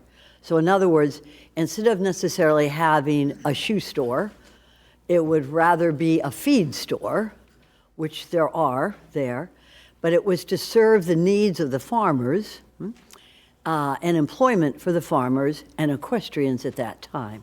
Was that the purpose, not of having these two corridors, and I'm talking Atlantic and Boynton Beach? Yeah, that was the intent, to serve both the residents, the farmers, and the farm workers of the tier. Okay. And we never got rid of that. I mean, we still want to do as much as we can to take care of the farmers because we want to preserve agriculture there. No other place do you find the fruit and vegetables grown in the Ag Reserve anywhere else, I believe, in the state of Florida. So it's pretty precious. Thank you for your work. Thank you. Commissioner Flores. Commissioner Sachs, did you want to give input on the study or the easement? Okay. Commissioner Flores. So in regard to the study, staff, do you find that there is a need for any of the items that you are requesting in the study? Has there been any requests from the school district or from fire or anyone to make you feel that a study is warranted?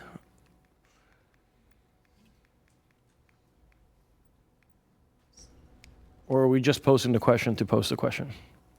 You know, so I think it could be helpful in some ways. We have a list of, we're seeing a lot of requested uses specifically in preserve areas.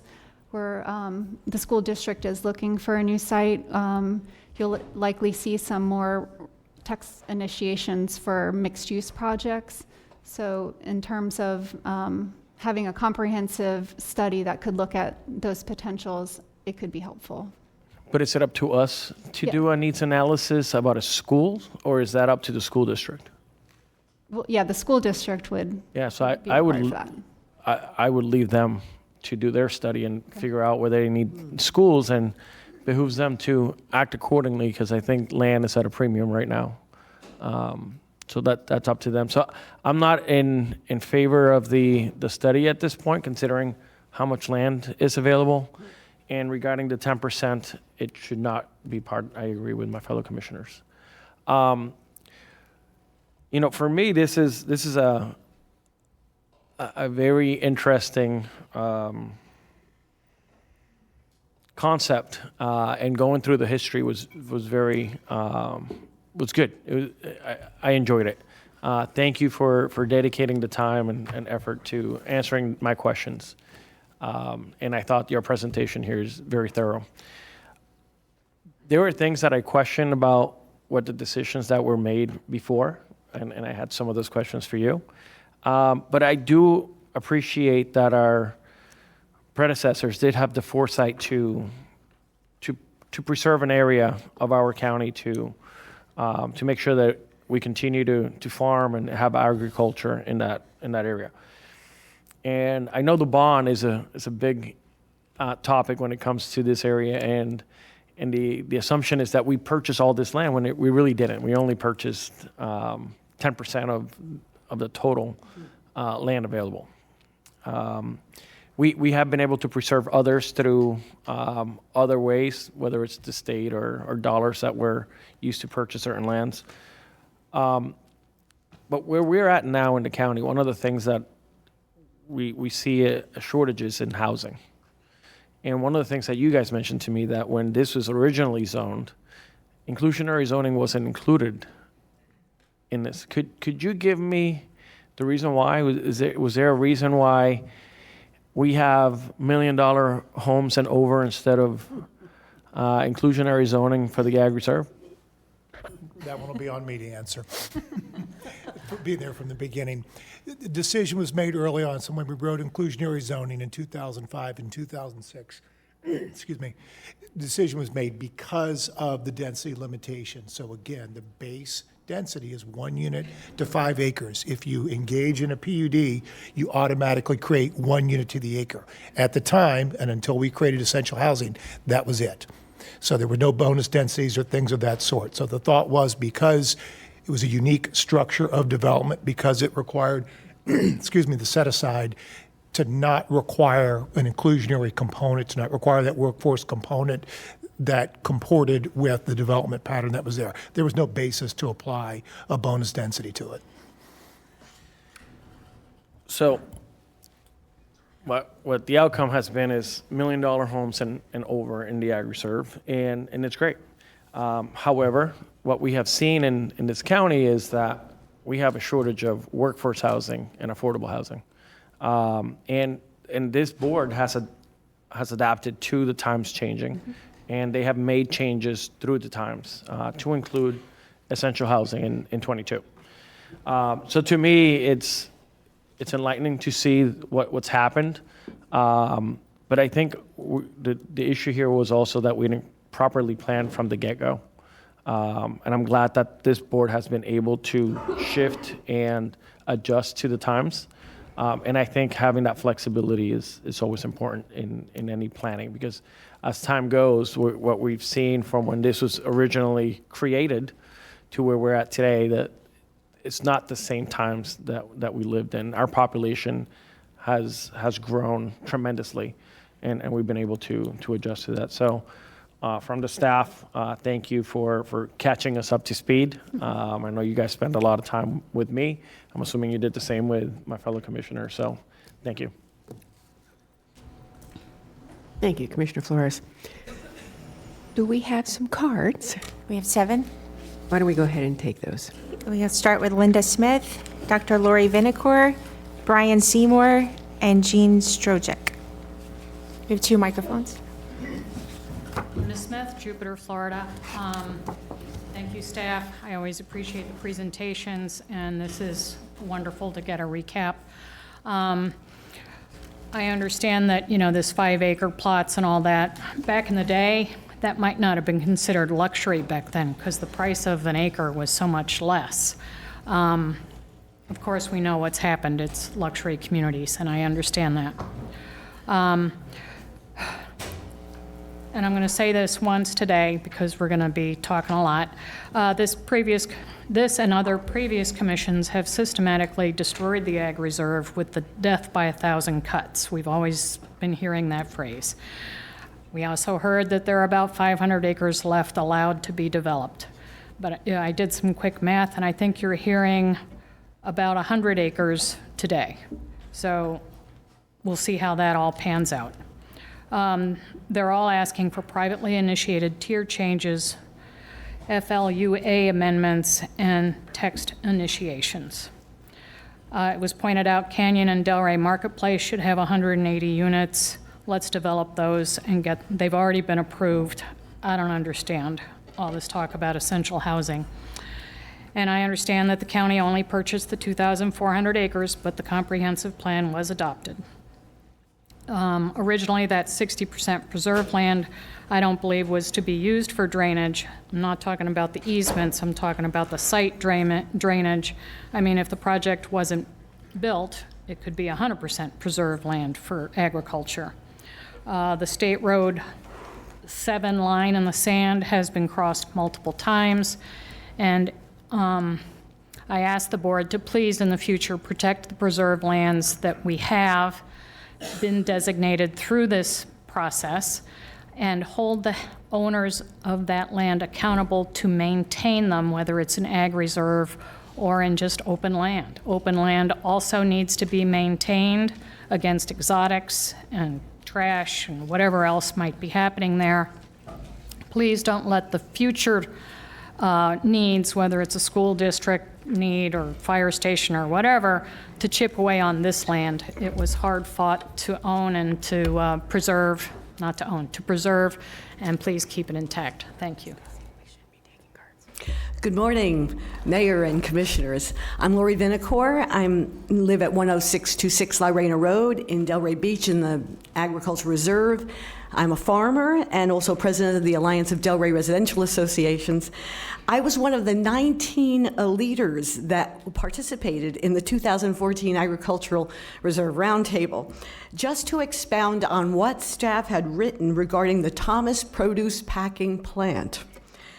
To the opposition of the Alliance, the Board of County Commissioners removed from the agricultural tier the Thomas Produce Packing Plant, which is at the corner of Clintmore Road and 441, about 39 or 40 acres.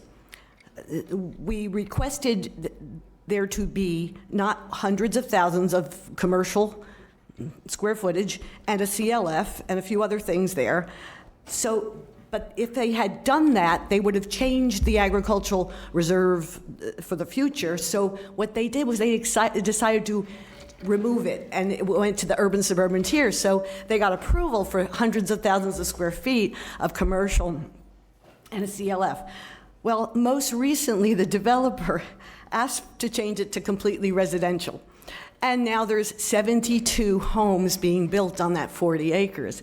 But it's not in the agricultural reserve anymore. But just to think of what the agricultural reserve would have looked like differently if perhaps at that time the 72 homes were, the residential would have been used for that Thomas Produce Packing Plant area, which is now residential. And that just demonstrates the residential nature of 441 corridor south of Rio Grande Avenue, which the commissioners decided would be. Stonebridge Country Club, the Oaks were all very happy that once it did become a residential parcel, because that's a residential corridor. Thank you. Commissioner Sachs, your light is on. Okay, Dr. Vinacore, could you come back? Lori?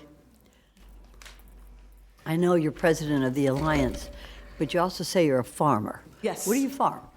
I have horses, and we have exotic fruit trees, all sorts of exotic fruit trees. And our Alliance July 2nd meeting is going to have Ron Rice come to speak about the agriculture and all, and farming our backyard, so that some of our communities, which are smaller lots and even condominiums, can plant in pots trees, fruit trees. So we have everything from mangoes to avocados to carambola to many longans and all. And that's what we propagate. And that's unique to the soil of the ag. Yeah, the soil is very good. Oh, yeah, there are certain things that cannot be grown north, and we can grow it there. That need the warm, we can grow different types of jackfruit, different types of that kind of a fruit there, and sometimes they can't be grown very far north.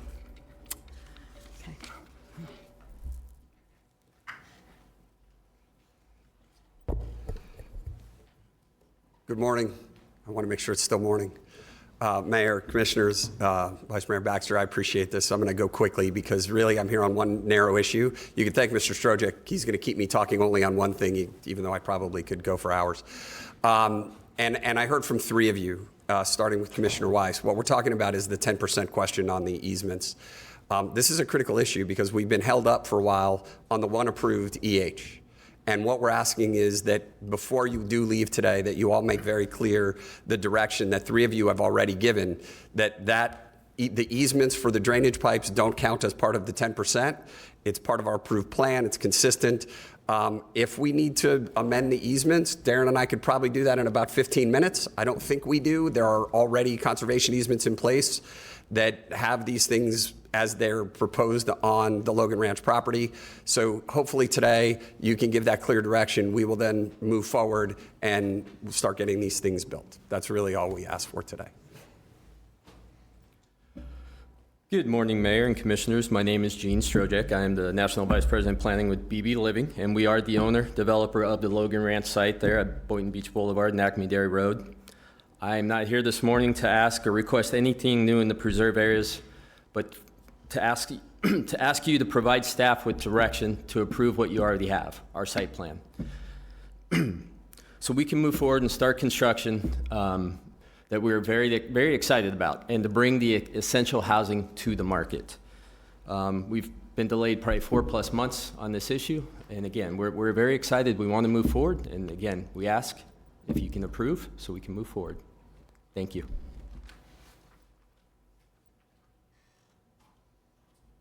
Read off the other three. Apologize. We have Dagmar Braz, Rick Roth, and David Schulson. Rick Roth. Did I say that? Rick Roth. Okay. Good morning, Commissioners. My name is Dagmar. I have been following the Ag Reserve and been a part of it since its inception. I just did want to let you know, if you need to have a question about schools, all you need to do is go out there. We have an elementary school, we have a middle school, we have a charter school that meets the needs of the middle school and the high school students in the area. We also have a school that's on Lyons Road in Happy Hollow. The school was constructed and it's actually abandoned. It was not successful. If somebody needs another school, I do believe they can go on that site. We don't need to do another study. Our biggest issue in the West Boynton area and also in the Alliance area is the roads. You don't need to hire somebody to study the roads. We know what the problem is. Take the $500,000 and let's throw it towards funding on widening Lyons Road and some of the other things that need to be done in the area. I do have a question, though. I did want to say real quick, the commercial that's in the Ag Reserve was always touted to meet the needs of the people who live in the Ag Reserve. We don't want to pull people that live east of the Turnpike into the Ag Reserve because we might have a cooler 20-screen movie theater or something. We would like to keep the school, the commercial the way it is, constricted to those two intersections. And also, please don't mess with the commercial cap. We do have all the needs that are being met right now. We have a grocery store, actually the third one's going in because the first two were not successful. So don't open up that commercial cap. We have what we need, and also the location criteria, if we could keep that in place as well. The one thing I wanted to ask was the Logan property, which is our supposedly the first essential housing project that was approved. Why isn't the reserve at Atlantic considered a housing for essential housing as well? That's 8 units to the acre. It's almost 500 units. Whenever we talk about essential housing and there is none, that project always seems to just slip off the page. Could somebody explain to me why that 500 apartments on Atlantic Avenue is not considered essential housing? Thank you.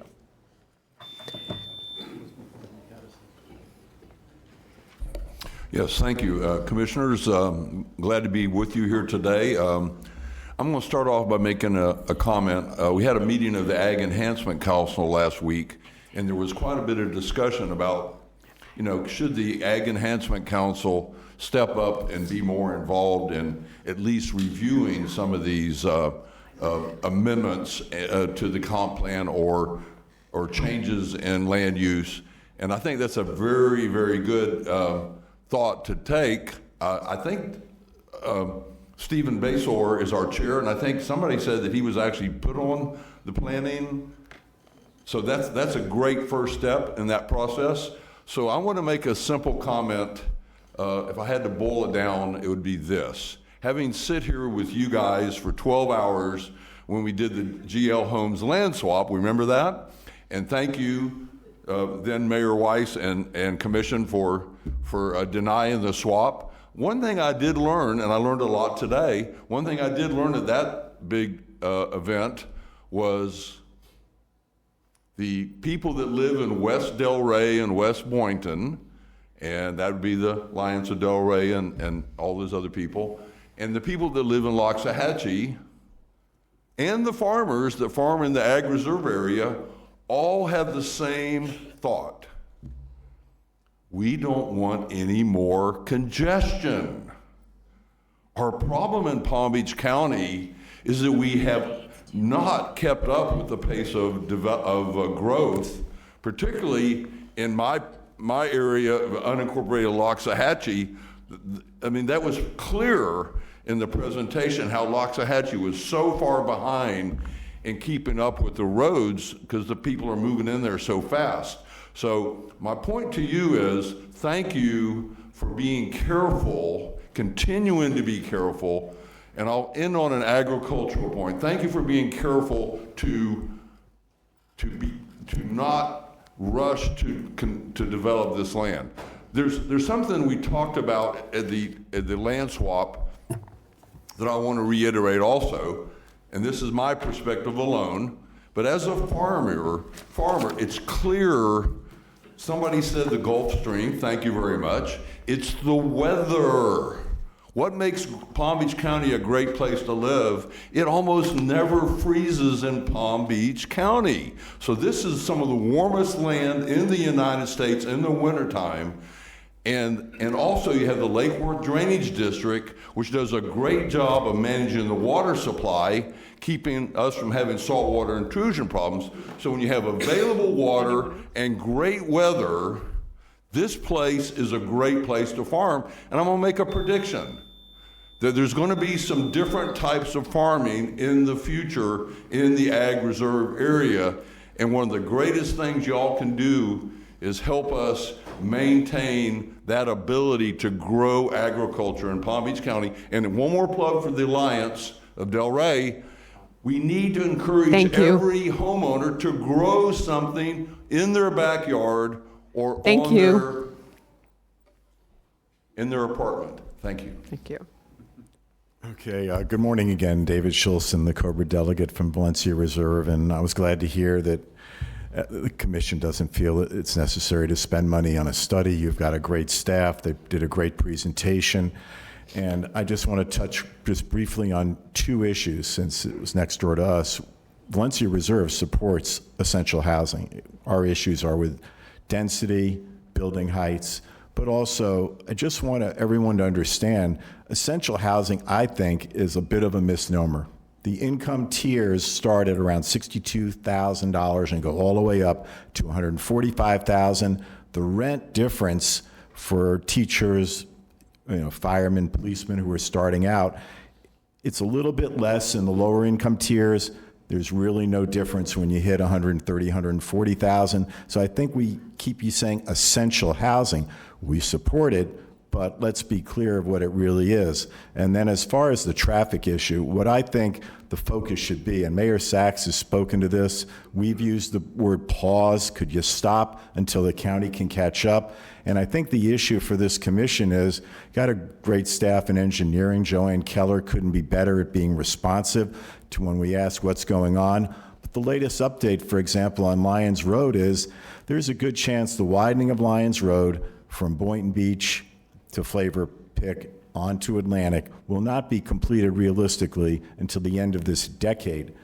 The widening of Atlantic to the turnpike from 441, 4 or 5 years it's going to take to get it done. And what we've discovered in recent months is there is absolute gridlock already on Boynton Beach Boulevard, school drop-off and pickup times. This morning at 8 o'clock as I was leaving, backed up almost halfway down to 441. And I think the focus should be on, just as someone said, somehow to really get going to whatever the funding is and get the projects going, because right now it's going to take quite a while to get it all done. So traffic, you've got a great idea with your, whatever it's the transportation master plan is going to cost some money. That's a great idea, and hopefully it'll create some good ideas as it evolves. But I just wanted to say that to you and thank you again. Thank you. Commissioner Sachs, your light is on. Thank you, Madam Mayor. I think we have exhausted all the cards, and I just want to make mention that at the creation of the Ag Reserve, it was COBRA's Richard Carrington, Dagmar Roz and her family, and the alliance with Lori Vinegar and Fran Reich, West Boca Community Council. These are the leaders that helped with our staff, 2 of which are still here today, to create this most unique area of land in all of Florida. So I want to thank you all for what you've done. Thank you for being here today in these lengthy meetings. And I am very proud to, represent this area and the people of this area, and to continue the hard work that was done 20, 30 years ago. Lisa, you were there. And Twee. Thank you very much. Thank you, Madam Mayor. Thank you. Commissioner Woodward. Thank you. 2 quick issues that I was reminded of. One, the gentleman brought up school traffic, and this was something that I had in my discussion yesterday. I know there's a postponement for the item that this would have directly impacted, but we do know that there are a number of schools that are not absorbing their car line. And when we approve any of these, like they have a transportation plan, they have a route that they show us that's on their property that they're supposed to absorb a car line. So my question is, as has been reported, I saw videos of it, and I see it around the county. But anytime we have a school that is blocking an entire lane of traffic for a half mile, however long it is, if they're blocking traffic on one of our roads, what is our solution to that? I got it, Quasi, you can jump in, but I would say anyone utilizing blocking a lane of traffic, if they were doing something, we would reach out to law enforcement, be it PBSO unincorporated or local law enforcement. But no, without approval, without a maintenance of traffic approved plan, blocking is not permitted. And as far as the plan that they're supposed to have, I mean, would that be something where we have the ability to go on site and see why they're not bringing cars onto their property and instead blocking a lane of traffic? We can review their plans when they submitted, got their approval, and go out on site and see whether they are following that plan or not.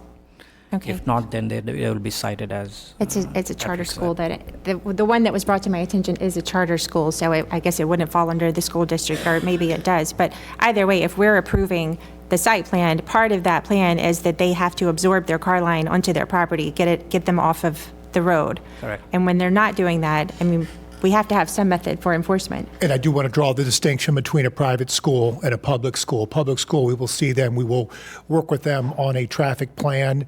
That then becomes the responsibility of the on-site staff, and it is deviated from at times, and we deal with those situations. Private schools, if it's unincorporated, where you have conditions of approval that require it, those are very enforceable. Okay. Which was charter? Sorry, I meant charter and private. Anything non-school district, I meant to use the same.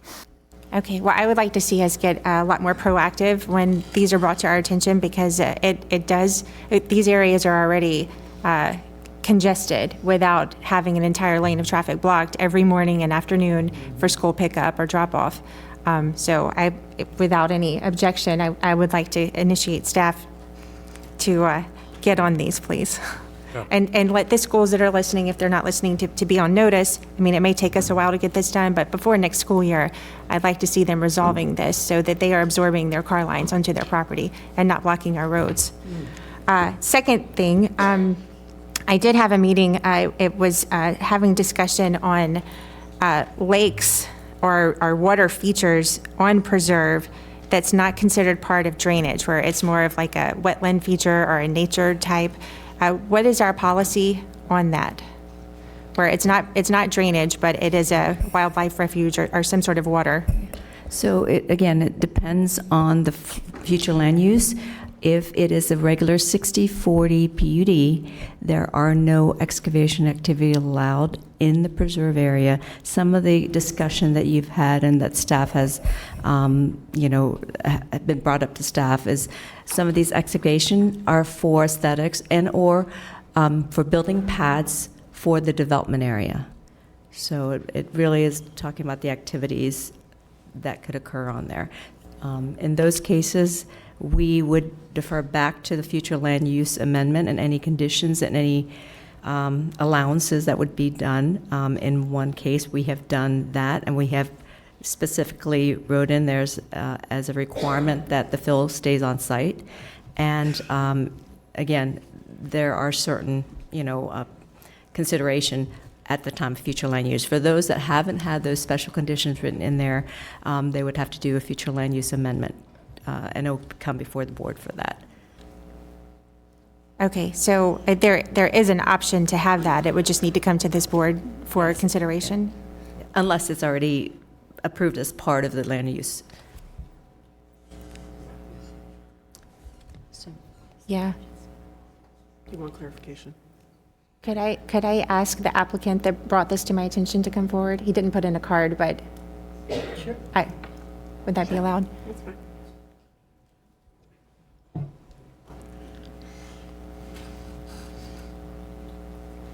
Good morning, Scott Backman, thank you. The issue that Tweet just raised, we've been having discussions on. I think it's a simple issue. We are looking to dig a lake within the open space. I think the concern that's been raised relates to excavation. Terribly sorry. The conversations we've had, we've been having multiple discussions with staff trying to figure out how to provide a lake within the open space within the preserve area. Part of it, and as Twee just mentioned, the intention is to utilize a portion of that within the development area as part of the development of the project. So I think we're still having a hard time understanding why we can't move forward. It's a lake with. There's some water. Excuse me. There's a couple. I'm okay. we're attempting to put a lake within the open space and within the preserve area, which is permitted within the conservation easement. We believe under the existing land use, I think it's policy 1 or objective 1.5. So I think the discussion that we've been having with staff, we've had it at multiple levels, is just trying to understand what would prevent, and this is for Atlantic Reserve, by the way, what would prevent us from incorporating and digging a lake to provide an additional amenity within the preserve area. A lot of the preserve areas within the agricultural reserve just kind of sit there, aren't necessarily utilized for any particular purpose. As I think was mentioned previously, the intention here is to build, I think, 114 workforce housing units within a larger apartment development to have an additional amenity. And yes, at the same time, as Tweet just mentioned, the excavation from the lake will be utilized, and I think it was just mentioned, will be utilized on site. I mean, that is exactly the purpose. There have been a number of these essential housing units that have been approved within the agricultural reserve for purposes, the essential housing element that was incorporated, yet none have been built yet. And I think you just heard from Mr. Seymour on one of the projects that there was an issue with the drainage easement. In our particular case, it's lake, it's excavation, it's fill. No intention to take this fill off site. I'm not sure if that was the reference that was maybe made by staff. The intention here is obviously to provide an additional amenity, to utilize the fill on site to help save dollars for an important essential housing project. So sorry, it was a little rough there at the beginning, but I hope that helps explain the intention here. We don't see why this isn't permitted under the current future land use objectives. We have had conversations with staff. It may require an amendment to the ULDC as it relates to providing an exception for excavation purposes, and there's already a laundry list of those under Article 4. We would seek to simply add lakes within preserve areas, something along those lines, as an additional exception. It would seem to go hand in hand with the objectives, the goals, the policies of the future land use element, as well as supporting future essential housing projects within the county. So hope that helps clarify. Did staff want to respond to help us with some clarity? There's two issues. This particular project that's being discussed is a multiple land use. It was the first 8 units per acre gross apartment approved in the Ag Reserve. It's beautiful. I think we're all looking forward to being there and increasing the housing diversity in the tier. When that came through, it was required to have a 12-acre preserve area, and that preserve area was anticipated to be dirt. They now want to put, I think, 4 acres out of the 12 acres as a lake and use that fill, as Mr. Backman explained, on the development area portion, and it will save money. It's an amenity lake. And right now, there's an issue of the applicability of that or the allowability of that in the comp plan. And then number 2, type 2, that is called type 2 excavation. When you dig a hole to do your development, that's the reference that we have in our code, and it's not allowed in a preserve area. So if that was something that the board or the applicant wanted to pursue, it would take a ULDC change. I don't know if it would need a comp plan change, but the question comes to mind is how much of the preserve area can be water?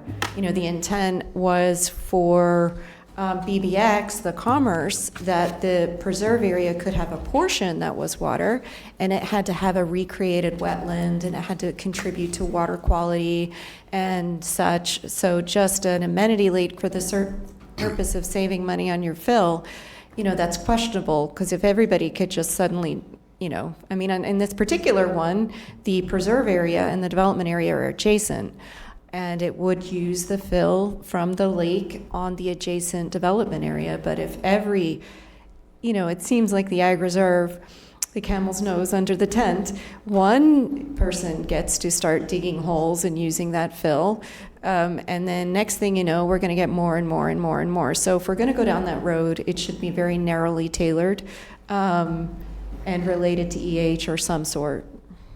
I'm going to say thank you for bringing this discussion up. This is not something we're going to decide today. Thank you. Thank you. Commissioner Sacks. got so involved in that lake, I forgot what I was going to ask. Kept thinking of all the good fishing that could happen in a lake like that. If I may, Mayor, go back to the issue of, and I think we spoke with our engineer about this, about the schools. It is horrendous. Calusa Elementary, let me name them. Calusa Elementary blocks up Clintmore Road, and these are elementary school kids. West Boca High School, same thing. Olympic Heights High School. So how in the heck did we ever approve these without requiring the schools to have them pick up and let out inside their district, inside their space? So yes, but I have to say that Joanne in engineering is working on this. There's actually a committee between the school district and our engineers that work on transportation issues with the schools. So it is a mess. It is dangerous for the children, for the parents, and for the public. But I think that with our engineering staff and Joanne particularly working on it, that we're going to get a solution. We have to, because we've overdeveloped, and then, the roads. Oh, we forgot. That's not too, beautiful to think about roads. We want to think about everything else. No, the roads are the first thing we get in, then we do the development. So this is what we have today, and that's just in my district.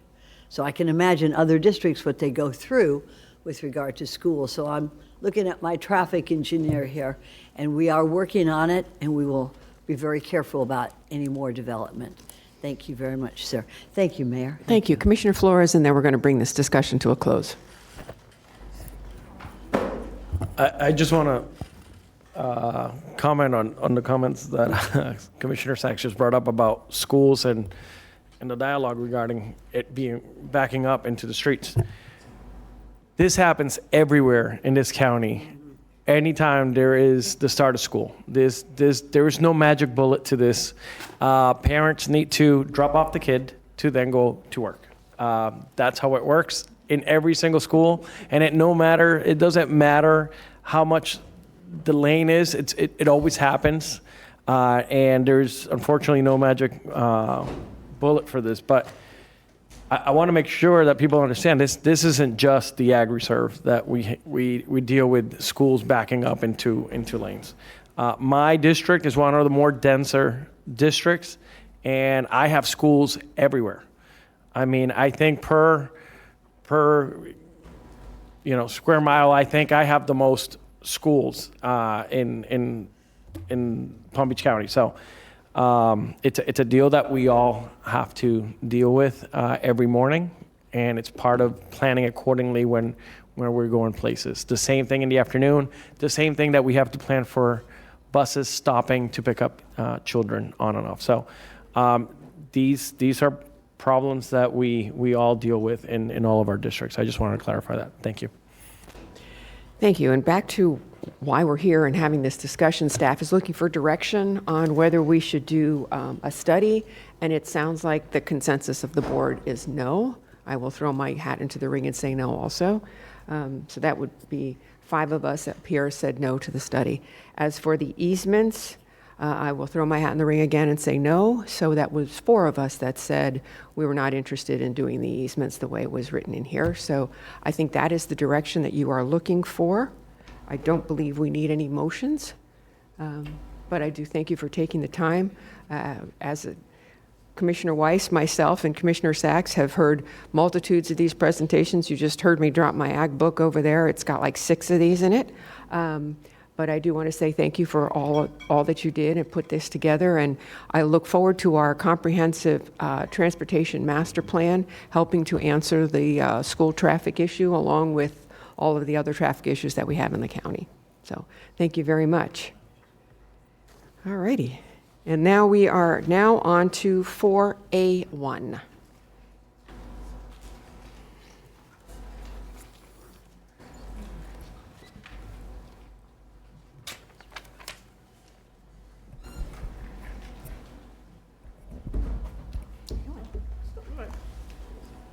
And just for everyone to know, we are going to take a lunch break at 1 from 1 to 2. Good morning, Commissioners. Good morning, Madam Mayor. For the record, Timothy Haynes, Environmental Manager of This item before you has come back a couple of times, and this is for amendments for lands purchased by the county at the request of Okay, hold on one second. Yes. Does the board need a presentation? We're just putting lands in conservation. We've done this before. We're going to do it in the future, and we've heard this. Is there a particular reason why this is for us to hear? Do you need direction, or? This is for final adoption, so. This is the final adoption. I'd like, I heard it twice already. Yeah. You've what? I'm We've sorry? heard this twice. Okay, I'm here to answer questions should you have. okay. Then I guess we won't let you go through the whole thing, although Well, I would be looking for a motion to adopt the ordinance. Second. I have a motion by Commissioner Woodward, or second by Commissioner Weiss. All in favor, all opposed, see that this motion carries 6-0. Thank you very much. Thank you. And we know where to find you if we have questions. Oh, I apologize. Linda Smith, you have a card in. I think you're in support of this, right? I'm in support. I'll be very brief. Thank you. And I'm very excited about tomorrow. Thank you. We're on to 5A1. Do we have cards on 5A1? We do not have cards on 5A1. Okay, perfect. All right. 5B. 5A1, farm worker housing text. Do we need a presentation? Mayor, Commissioner unless Baxter? somebody wants a presentation, I'll make the motion to approve. No, I do. No, this is an important issue for me. The farm work, yes, I would. Thank you. Good morning. Bryce Van Horn with the Planning Division. So this is the proposed comprehensive plan amendment before you today, which is the farm worker housing revisions. This is a county-initiated proposed text amendment to revise several elements in the county's comprehensive plan in order to allow for additional opportunities for farm worker housing in the Glades tier. Just for a brief background for why this amendment is before you today, and of course there's a far more detailed background and chronology in the report, but in summary, in May of 2023, the Board of County Commissioners initiated amendments to the county's Unified Land Development Code, or ULDC, directing zoning staff to bring back amendments to the code to allow for the expansion of farm worker housing opportunities, specifically, again, for the Glades region only. Further, in August of 2024, after staff review of the comprehensive plan policies, planning staff requested and the board initiated comprehensive plan text amendments to facilitate the expansion of farm worker housing opportunities concurrent with the ULDC amendments. So these text amendments were needed due to provisions adopted in the comprehensive plan in the late 90s. First, farm worker housing required a minimum site acreage of 25 acres. Second, farm worker housing defined only as farm worker quarters in the plan is only allowed on site of an accessory to bona fide agriculture. So there's no off-site provision. Third, the plan only permitted farm worker housing in the agricultural production, or AP, special agriculture, or SA, and agricultural reserve, or AGR, future land use designations. So this proposed text amendment was initiated for the Glades area only, what is referred to often as the Glades region, or as adopted in our comprehensive plan as the Glades tier, which you can see here on this map on the left. This map shows the Glades tier in the red boundary, generally west of 20 Mile Bend, out to Lake Okeechobee, and to the county's northern, western, and southern boundary. So when we're talking about the tier, that includes both the Glades RSA, or Rural Service Area, and the Glades Urban Suburban tier. And the urban suburban tier are the smaller red boundaries near the lake, generally around the cities. You see in gray there, Pahokee to the north, Belglade, and South Bay.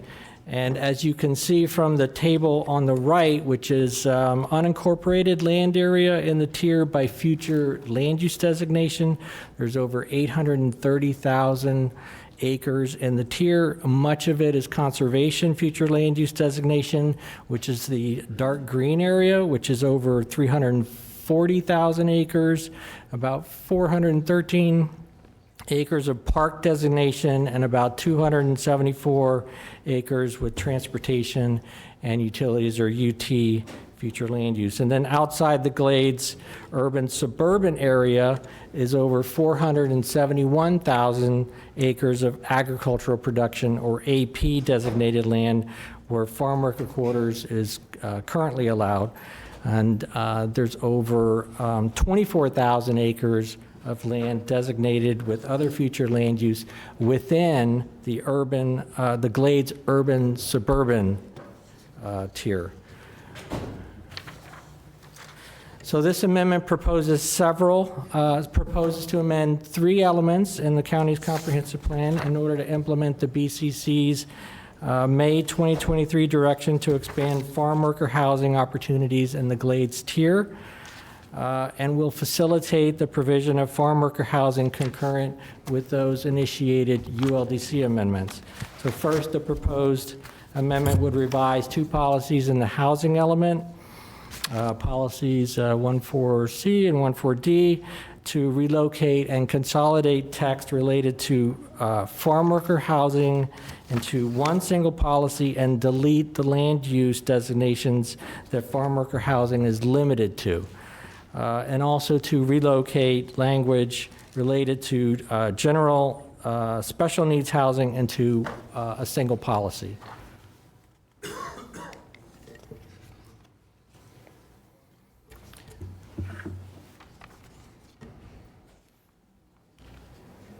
I'm sorry.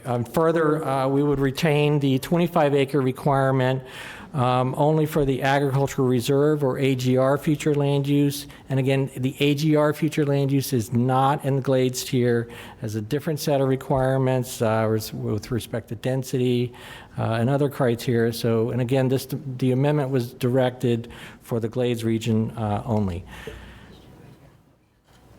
Hold on one second. Sure. It seems that Commissioner Mayor. Sachs has her light on, and Vice Mayor, your light is on also.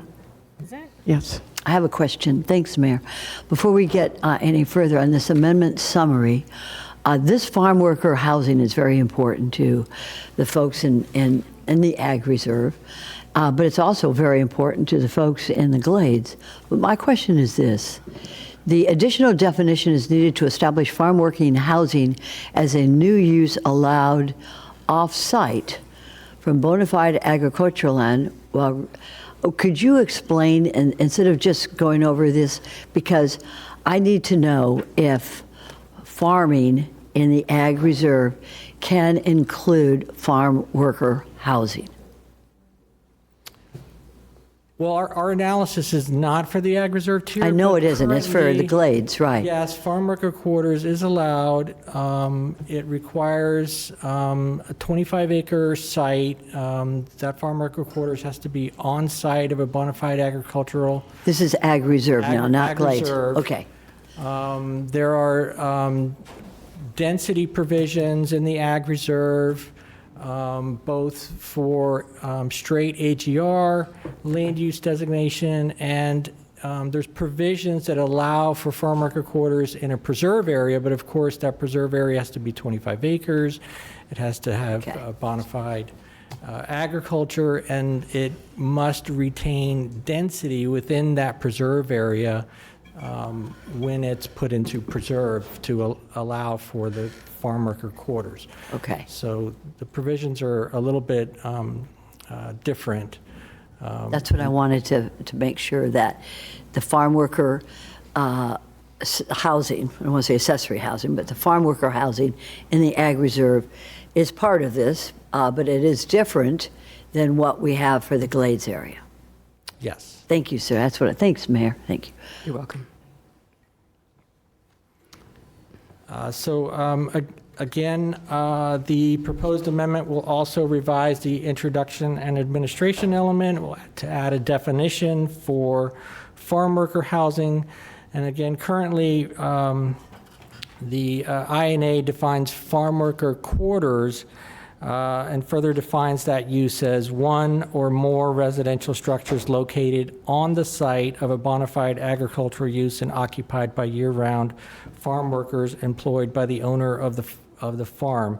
So we're proposing an additional definition to establish farm worker housing as a new use allowed off-site from a bona fide agricultural land while retaining still the farm worker quarters as an existing accessory option. We're also proposing to revise the future land use element, basically to expand the allowable future land use designations. This will be in part to establish that farm worker housing is allowed in conjunction with bona fide agricultural operation, including within the Glades urban suburban tier.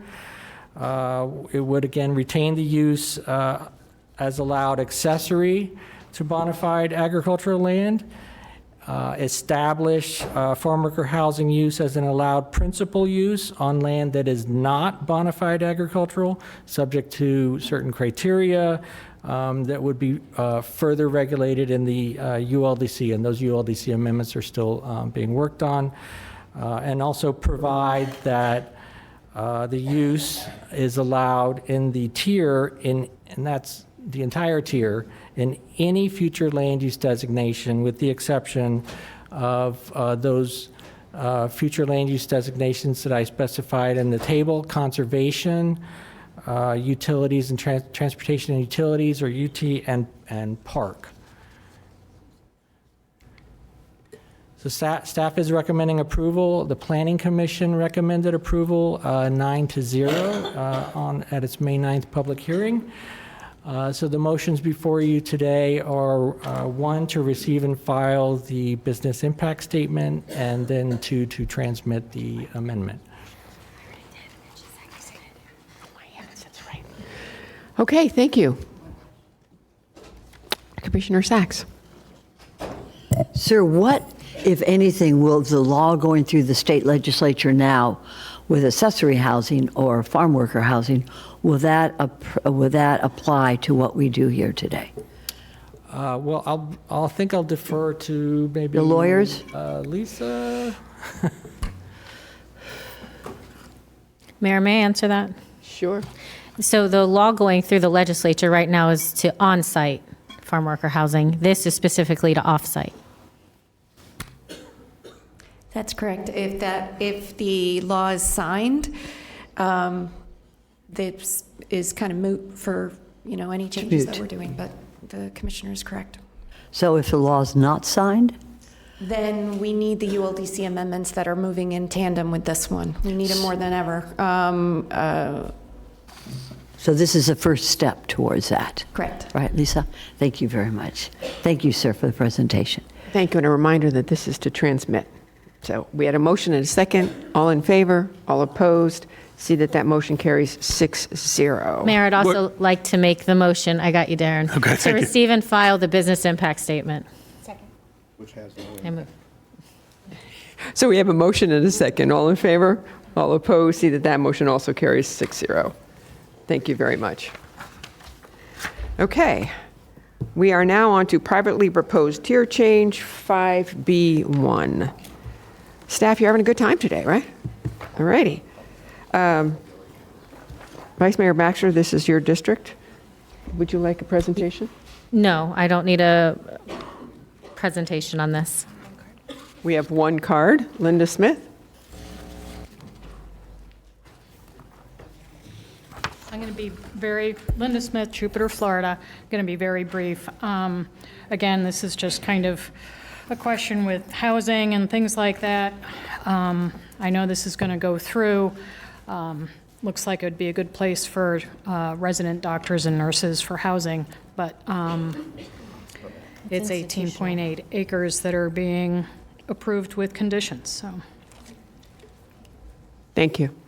Mayor, I move to approve this item, but briefly, I just want to point out this isn't for housing, this is for an institutional use of the hospital expansion and parking. Yes. Thank you. Okay, we got lots of seconds. So we had a motion by the Vice Mayor, a second by Commissioner Weiss. All in favor? All opposed? See that that motion carries 6-0. We are now on to 5C1. Do we have cards on 5C1? No cards, okay. Would anyone like a presentation on 5C1? Commissioner Weiss? Thank you, Mayor. I want to thank staff. I want to thank the applicant for bringing this item forward. This is to develop affordable housing on a house of worship site, so very much appreciate the partnership. And so with that, I'd like to go ahead and make the motion to move this. I have a With motion. conditions as, and this is a transmittal. Fourth. I have a motion and many seconds. Commissioner Woodward was the first second. So, all in favor? Aye. All opposed? See that that motion carries 6-0. Thank you. We are now on to 5D1 Wellington Vista, Phase 2. We have no cards. Vice Mayor, any comments? I do, Mayor. Would you like a presentation? Can we get a very short presentation on this? I can certainly keep it as quick as possible. Okay, thank you. I'll skip over a couple things. Good evening. Goodness. Good morning. Brian Terry on the record. Insight Studio here on behalf of the applicants. We're here to speak about the Wellington Vista development. This is a large-scale land use application request. It's on the west side of Lake Worth Road and the turnpike, or south side of Lake Worth Road, west side of the turnpike. It's a total of 30 acres as part of the development application. We're here to really talk about 3 acres that we're requesting a land use amendment for. The 27 acres is an existing community called Wellington Vista. Again, 370 units that are developed in that community. It went through the approval process back in 2018. Ultimately was built in the 2021 is approximately whenever the community was finalized and fully leased out and active today. Again, we're here to talk about a land use amendment to modify what was approved at that same time, to change from the 3 acres that's fronting on Lake Worth Road that was commercial high. So we modified the land use for the entire 30 acres, 27 of it to HR8, the 3 acres that's fronting on Lake Worth Road to commercial high. And we'd like to amend that now to go back to a residential use, be consistent with the existing land use of the community that's to the south, and merge those two together to make one cohesive community. Again, the land use map, you can see the 3 acres on the top has the red, that is the commercial high land use. And again, just as I explained here, really the breakdown of how that was approved. What's important to talk about here is the commercial use itself. Again, that 3 acres was approved for about approximately 13,000 square foot daycare. You had 2,500 square foot of a fast food restaurant, a drive-through, as well as the 2,500 square foot office that was a part of that. So those commercial approvals were a part of the applications when we came through back in 2018. Those trips, the traffic, everything was vested together and ultimately approved. So again, what we're proposing when we're taking a modification of that existing commercial approval, the commercial land use and those uses that were proposed, converting that to the 100 residential units, which we're requesting ultimately through the site plan application process. We are doing a significant reduction of the intensity as well as the density on, or traffic trips on the property. Real briefly, touch on this is how we get to the density. Again, it's based on the total of the 30 acres because they're being combined together now. So you see the HR8 land use, plus we're using the 2 programs, obviously, that the county prefers, the utilization of the TDR program for the 2 units per acre, as well as the workforce housing bonus density, and we're asking for the 5.5 units per acre in bonus density. So again, the whole community, 370 existing units, we're adding 100 for a total of 470 units on the property. Workforce housing, There are already a significant number of units on the site. We have 70 that are on the existing property, operational in the marketplace, being utilized. We're proposed, or there will be a 27% requirement on this property for the 3 acres. So for the new 100 units, the county will, and we will be providing 27% or 27 workforce units for a total of 97 within the overall development. This is some history. I can try to move past a lot of this. I don't know how relevant it really is. Again, these are the previous ordinances and approvals. We did have a series of roadway improvements that we had to do as we were going through that process, and ultimately building Hooks Road, which is Hooks Road is privately maintained by us, and different improvements that were all associated with Lakeworth Road, turn lanes, U-turns, all components that again were part of the overall approval, which included those commercial trips. So again, we're downgrading that requirement. This is within or near or adjacent to the Lake Worth Corridor master plan area. There was some interconnectivity requirements that were part of the overall community, which have all been constructed and built. And again, a reduction in traffic trips. I'm trying to expedite my conversation here. And we do meet all the criteria that were outlined by staff in the staff report. I think what is, there are a series of conditions of approval we're proposing to amend. We're certainly in agreement with everything that's in the staff report and in the conditions as being proposed to be modified. And we do have staff support. We had 8-0 recommendation at the LPA hearing, Planning Commission hearing.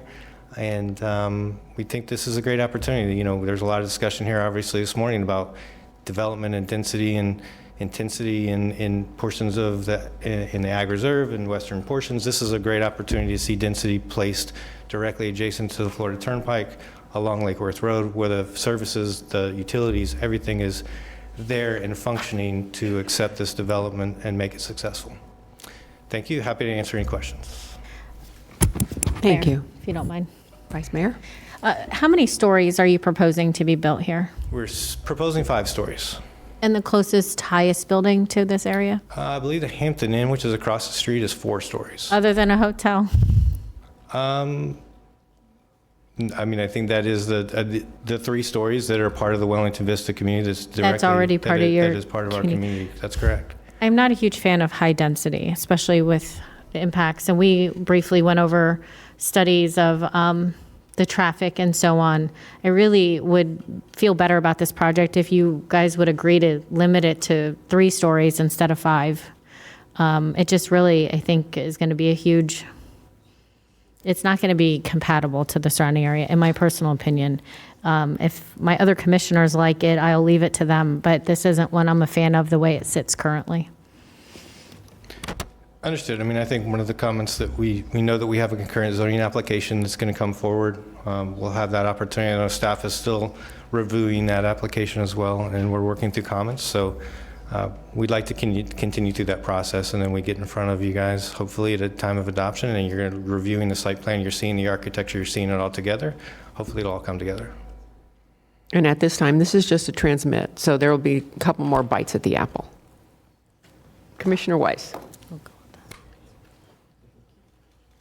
Thank you, Mayor. As was the Mayor just mentioned, this is just transmittal. I encourage the applicant to continue dialogue with our district commissioner, who's got some concerns, but I'll go ahead and make a motion to move this. I have a motion and a second. The second was from Commissioner Flores.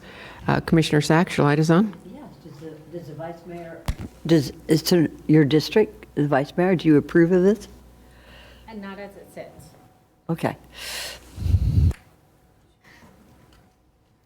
Commissioner Woodward. Thank you. So just so I understand, you were making the commitment, because this is just transmittal, to continue to work with the district commissioner through this process? We're happy to continue talking about it. And again, as we move through the zoning process, continue that dialogue for sure. Okay, thank you. Thank you. I have no more lights on, so at this time I'll take a vote. All those in favor, aye. All those opposed? See that the motion carries 6-0. But remember, this is only transmittal. That means a lot can happen. Thank you. All right, we are now at Park West Commerce, 5E1, and we have, how many cards? We have 29 speaking cards, 5 non-speaking. Vice Mayor Baxter, your light is on. Mayor, you had mentioned earlier, we're going to break for lunch right around 1 o'clock. So if we could limit the time maybe to, I mean, there's 29 cards, so people don't have to come back after an hour lunch. So they're here, been here all morning. I would like to ask that we limit if you wouldn't mind limiting the time potentially to 1 minute? No? You'd rather come back after, I mean, at 29 This is not a cards, 3 conversation minutes, it's with. an hour and a half. This is not a conversation. This is a conversation between the commissioners. I've got everybody up in arms. This is going to be a long discussion. Or split the difference. Or split the difference. Actually, I do like the idea. We have done it in the past, and it is the mayor's discretion how long we allow. And I would say that I think 2 minutes would be fine for folks to speak. And thank you, Commissioner Sachs. I understand your opinion. No, I haven't given it yet, but I will when you allow me to. Go ahead. Thank you. Because I heard your. I think that actually we always break for lunch about 12. And if we broke for lunch now, then we could do this all in one sitting. And I know Commissioner Powell will be back by 1 o'clock. So that would give his people, his residents, an opportunity to speak on this. Secondly, we have folks here who have been sitting here all day. They're community leaders. To limit them to 2 minutes is a disservice to their service to the community. So, yes, one, I would move that we have break for lunch when we usually do at 12. That way we take these next 2 issues, which pertain to the same applicant. Is that right, Ms. Moore? Same applicant together, because I think that's fair to the applicant. And secondly, that we do not limit public opinion on any issue unless it's something unusual. So that's my opinion. And I would move for that. Thank you. Thank you. Vice Mayor Baxter. So I have a hard stop at 1 o'clock. So I appreciate that we're not breaking for lunch until 1. And so what I am hearing, and I would like to say, so it's either going to be Commissioner Powell isn't here or I'm not here. So either way, somebody isn't going to be here. I would like to be here and continue this and hear the arguments and hear what the residents have to say. Okay, then. So it is up to the mayor as to how long we take for comment. And it has always been the mayor's discretion. And when Commissioner Sachs was mayor before me, there were times where she limited it to 1 or 2 minutes. So again, this is at mayor's discretion. We did say that we were going to take a break for lunch at 1 o'clock. And it is also the mayor who sets the time for lunch. And I have done 12 o'clock, 12:30, 1 o'clock. It's usually where there's a break in the action. But since we did already announce that we're going to take a lunch break at 1, we're going to go ahead and start the conversation. And we will be limiting cards to 2 minutes when we get to the cards. Thank you. So we're going to have a presentation. Note my objection for the record on the issue, especially for public comment. Noted. Because I like it. I like public information. We are here to serve the public.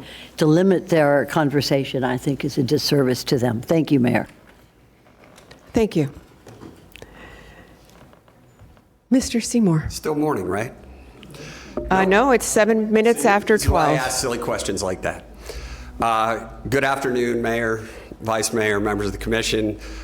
Very surprising to see me here, I'm sure. My name is Brian Seymour. I'm an attorney with the Gunster Law Firm, and I'm here on behalf of the applicant.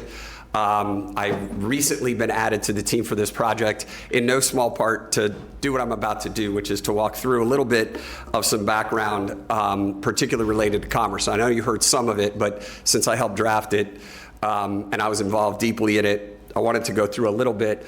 We're here, the applicant is Morningstar Nursery. I know you've seen them here many times before with much. I'm going to stop you for just 1 second. This is a reminder to all in the audience. This is a transmittal. It is nothing more than that. That is what we are discussing, whether we're going to transmit this. Again, when we transmit something, there's always room in between to talk about it. I'm just reminding the audience this is a transmittal. Thank you. Sorry to interrupt. Well, you stole a little bit of my thunder there, Madam Mayor, because we do represent Morningstar Nursery in this transmittal, and this does go to the state of Florida. This does get reviewed by the DOT. It does get reviewed through the process. There is subsequently going to be site plan discussions. The Commerce land use, when it was adopted, very specifically said you have to put your site plan in when you put your land use in, so that after transmittal, when it all comes back together, after the zoning commission has reviewed, after you have all of the recommendations of approval, you can make a final decision. So yeah, we are here on the transmittal. We have a tremendous team with us here today. Simmons and White, the engineers, you're going to hear some traffic things. Obviously, Quasi is here, and he can answer those for you as your staff. Brian Kelly is also here with us. Jennifer Morton, who you hear from in a moment. We also have tremendous architects at Ware Malcolm, and then the good-looking guys from Gunster show up on occasion as well. Today they sent me instead. So this is the location, as you all know, of the site. It is right off the turnpike on Atlantic, which, believe it or not, is a great spot if you're going to be talking about trucks and traffic, because they have very little room that they have to be on Atlantic Avenue. They don't have to go all the way to State Road 7, some may, but this is a great site for commerce. It was something that was actually discussed, which I'll show you in a second. But this is about Mr. O'Keen and his family as well. These are legacy farmers. They have been here since the early 80s. Mr. O'Keen first purchased their parcel in 1981. I first met Mr. O'Keen when I had hair. In about 2004, it's probably actually about 2001 or 2002, when the DOT came calling him to take 20 acres of his farmland for the interchange that now exists at Atlantic. I don't think that was... Commissioner Flores is ready to get rid of me quickly. That's not fair. And currently, this is a full timeline, but currently what he has is just some field-grown materials and some cow pasture out there. So I want to talk real quickly about commerce. I know most of you were here when the commerce was adopted. It took us about a year to go through that process. Lisa left, but she was part of that as well. And we spent a lot of time trying to figure out what it was, how it was going to work, and what the rules would be. What's important, though, is at that time this map was shown. That identifies, based on the strictures that are within the commerce land use for the location, what parcels would be appropriate for commerce. And what you can see is that the parcels you're going to hear about today were known and identified. The objections you're going to hear, I'm sure, today were known and identified. But we have thought about this, and this was one of the ideas as to where commerce would be appropriate.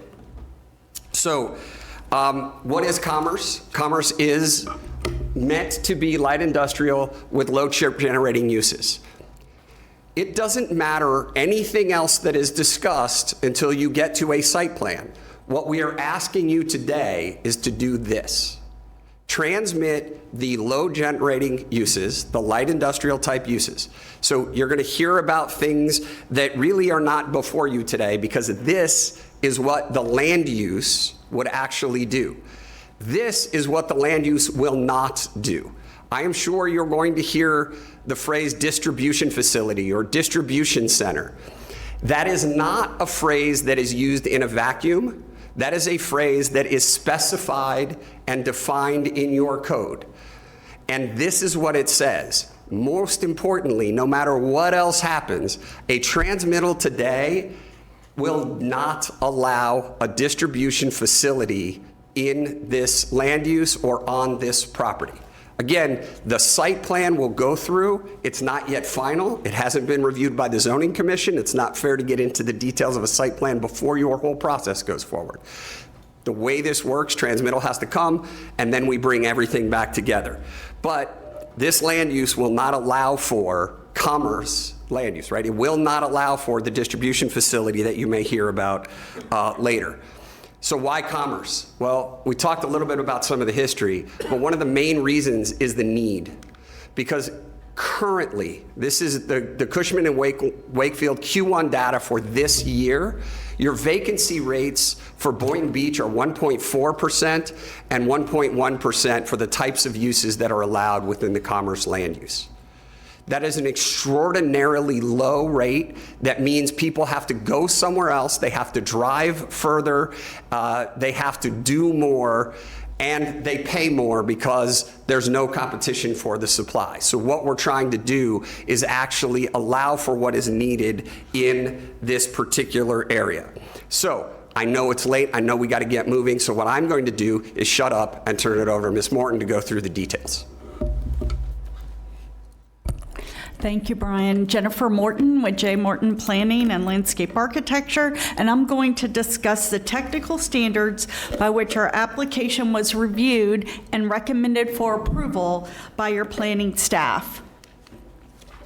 The specific request that you have before you today is to change the future land use from agricultural reserve to commerce with an underlying agricultural reserve. As you look at the aerial, you will see the Park West site outlined in yellow. We have 650 feet of frontage along Atlantic Avenue and a half mile of frontage along the Florida Turnpike and Starkey Road. Atlantic Avenue is a major east-west corridor in the Ag Reserve. As you review the Atlantic Avenue corridor, you will see a mix of land uses, including the industrial node on both the north and south sides of Atlantic Avenue east of State Road 7. I point this out because the industrial land use allows both light and heavy industrial uses. This is one of the reasons staff developed the commerce land use category to allow for only light industrial uses. As you look at the corridor, you see a mix of industrial, commercial low, ag, and the MLU land use designation. The proposed commerce is consistent with the mixture of land uses along the corridor. In addition, because of the turnpike frontage and the fact that the property is located and surrounded by 3 roadways, commerce makes logical sense as an appropriate land use category. This aerial identifies the existing developments along Atlantic Avenue and further justifies why light industrial uses are compatible and appropriate for the Park West property. Again, beginning at the 441 and Atlantic Avenue intersection, we see Herbiger, a major manufacturing facility and corporate headquarters being developed. East of 441, you have office warehouses and auto repair, storage facilities. Even the Catholic Diocese owns land for Queen of Peace and housing for the nuns. There is an old public storage building, and then we have our new Reserve at Atlantic, first multifamily project to be approved in the Ag Reserve. We have commercial, we have Publix, we have Joseph's Market, we have retail, we have farmland, and we have self-storage. The proposed Park West Commerce project is appropriately located and meets the needs, as Brian mentioned, by providing needed space to serve the residents of the agricultural community. The Park West Commerce project is consistent with the commerce land use requirements, which is why your professional staff is recommending approval.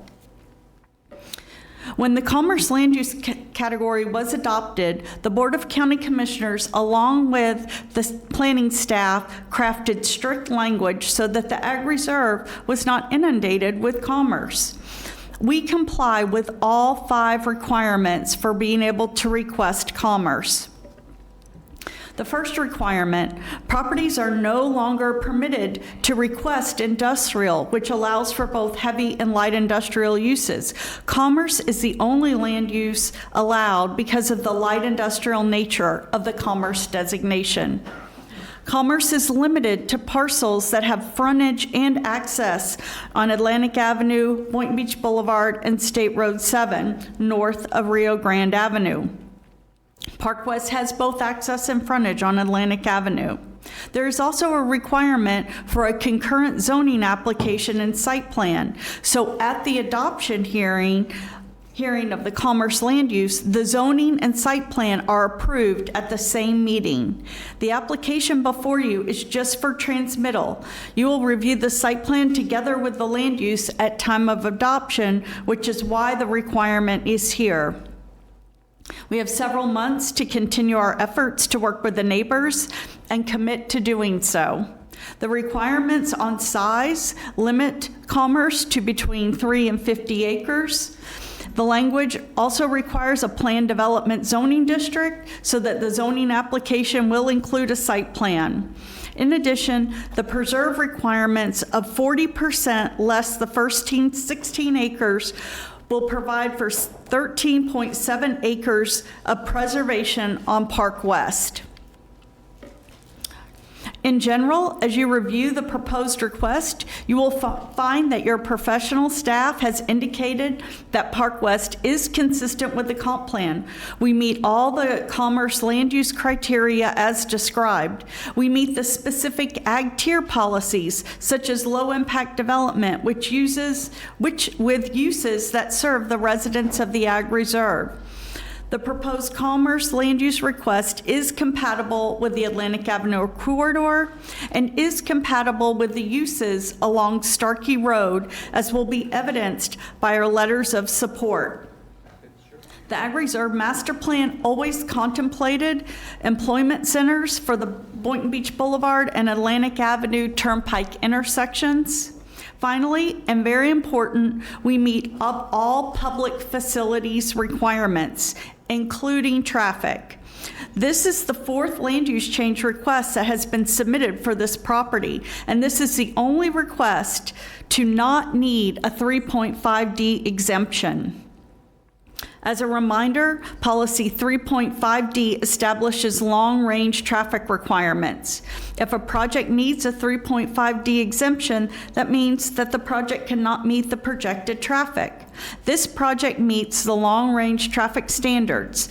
Finally, this commerce request is the only request to have support from your professional planning staff, and it is the only request that has not needed text amendments and zoning changes. Speaking of traffic and why we do not need the 3.5 exemption, I'd like to show you some traffic numbers. This chart identifies the existing daily trips for the commerce land use request. As you can see, the prior mixed-use project generated almost double the proposed commerce max traffic. To break that down even further, the proposed zoning application generates 2,499 trips. That is a reduction of 8,579 less trips. That's a 77% decrease than the previously proposed mixed-use application. And the prior mixed-use project needed many text amendments and a 3.5D exemption. As with every project, this team works with the community. We reach out, have community meetings to share about the project and to gain input. Because this is only transmittal, we can continue these efforts and will commit to doing so. We have had meetings with the Alliance and with Delray Lakes Estates. Those meetings were productive and we had good dialogue. During the time between transmittal and adoption, we will have additional opportunities to meet and discuss the project. We have also worked hard to gain letters of support from the long-standing nurseries and farmers located along Starkey Road. We have submitted letters to staff. For example, we have support from Brad's Bedding. Brad owns the largest nursery in Palm Beach and Broward County. We estimate he does $25 million in business and serves companies such as Disney, Universal, Busch Gardens, garden centers like Home Depot and Lowe's.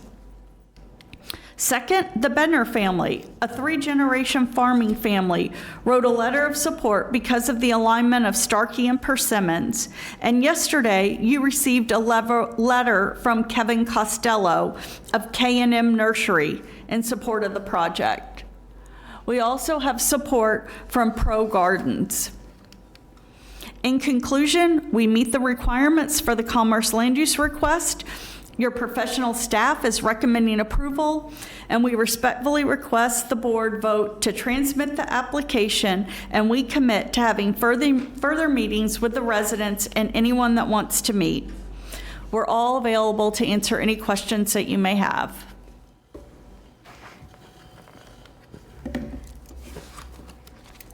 Thank you. Staff, anything to add?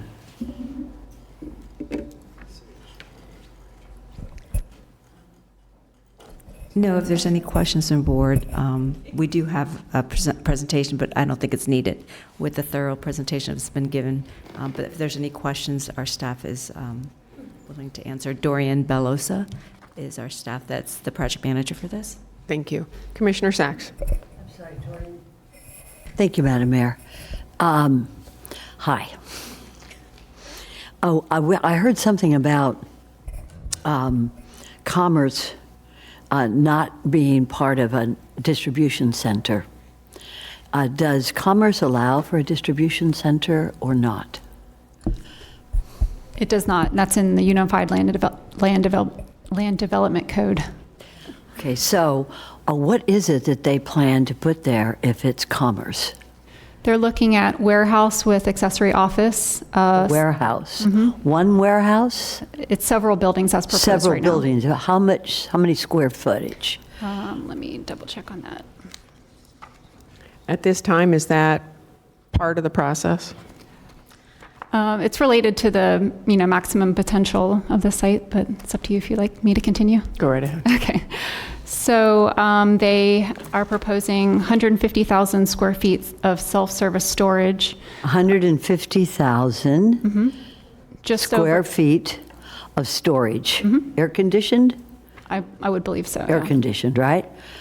Okay, so that's it. There's more.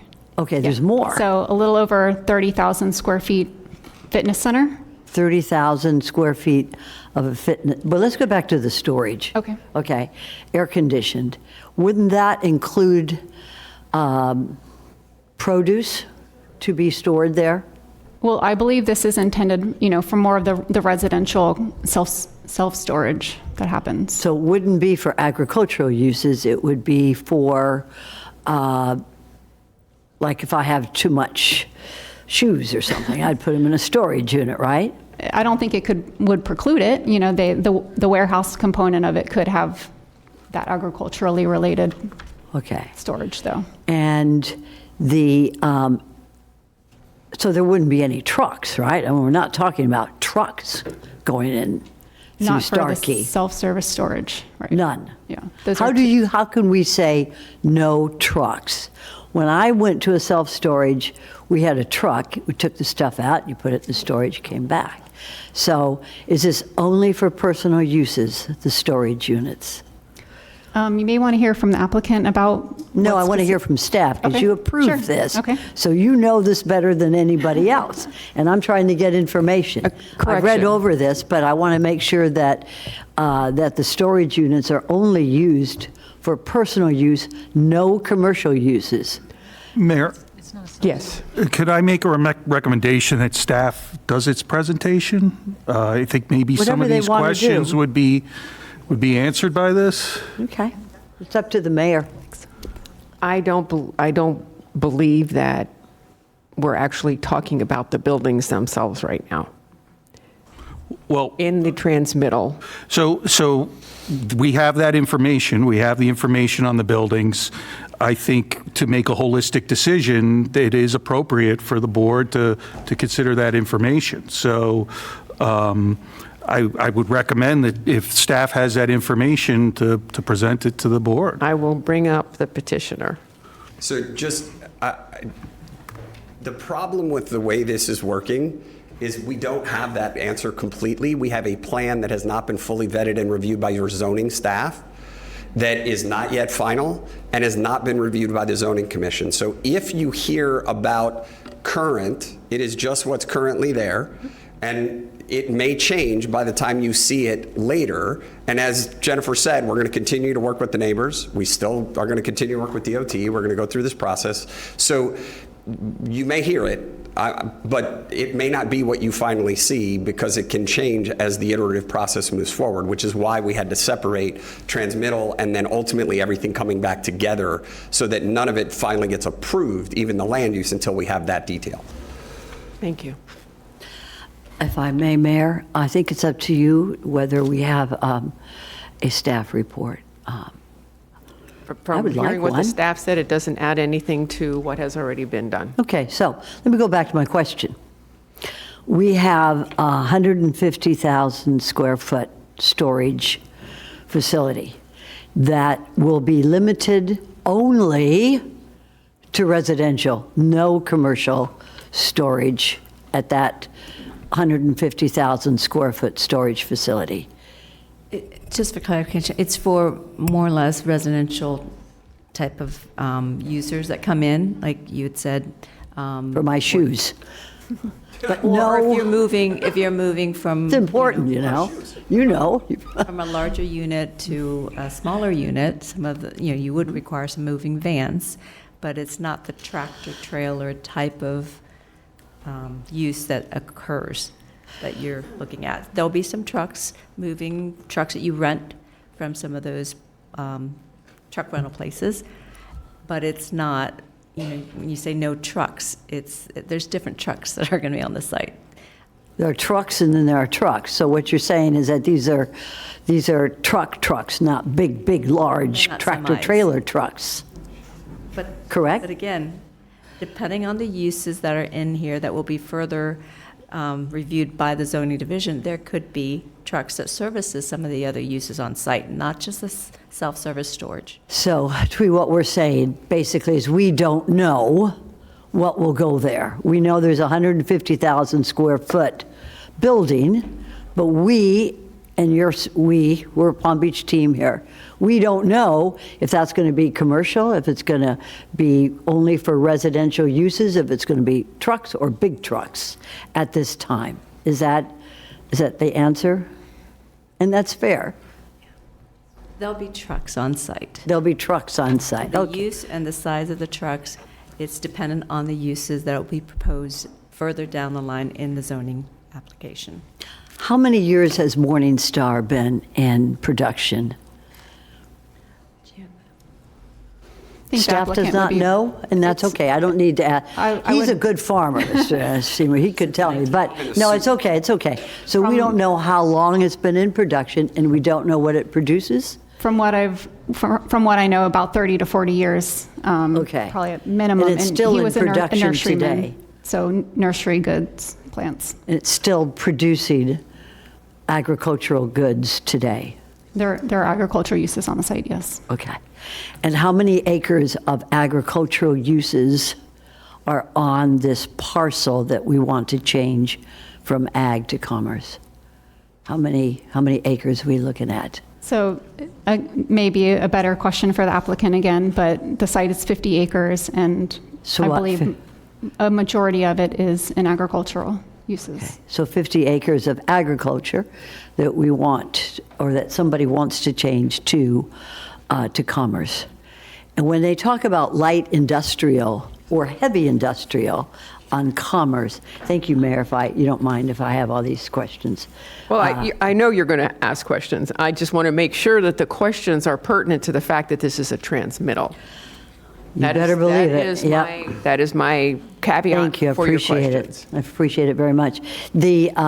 Actually, the applicant himself, or the agent for the applicant, talked about light and heavy industrial uses. What are they as defined in our code?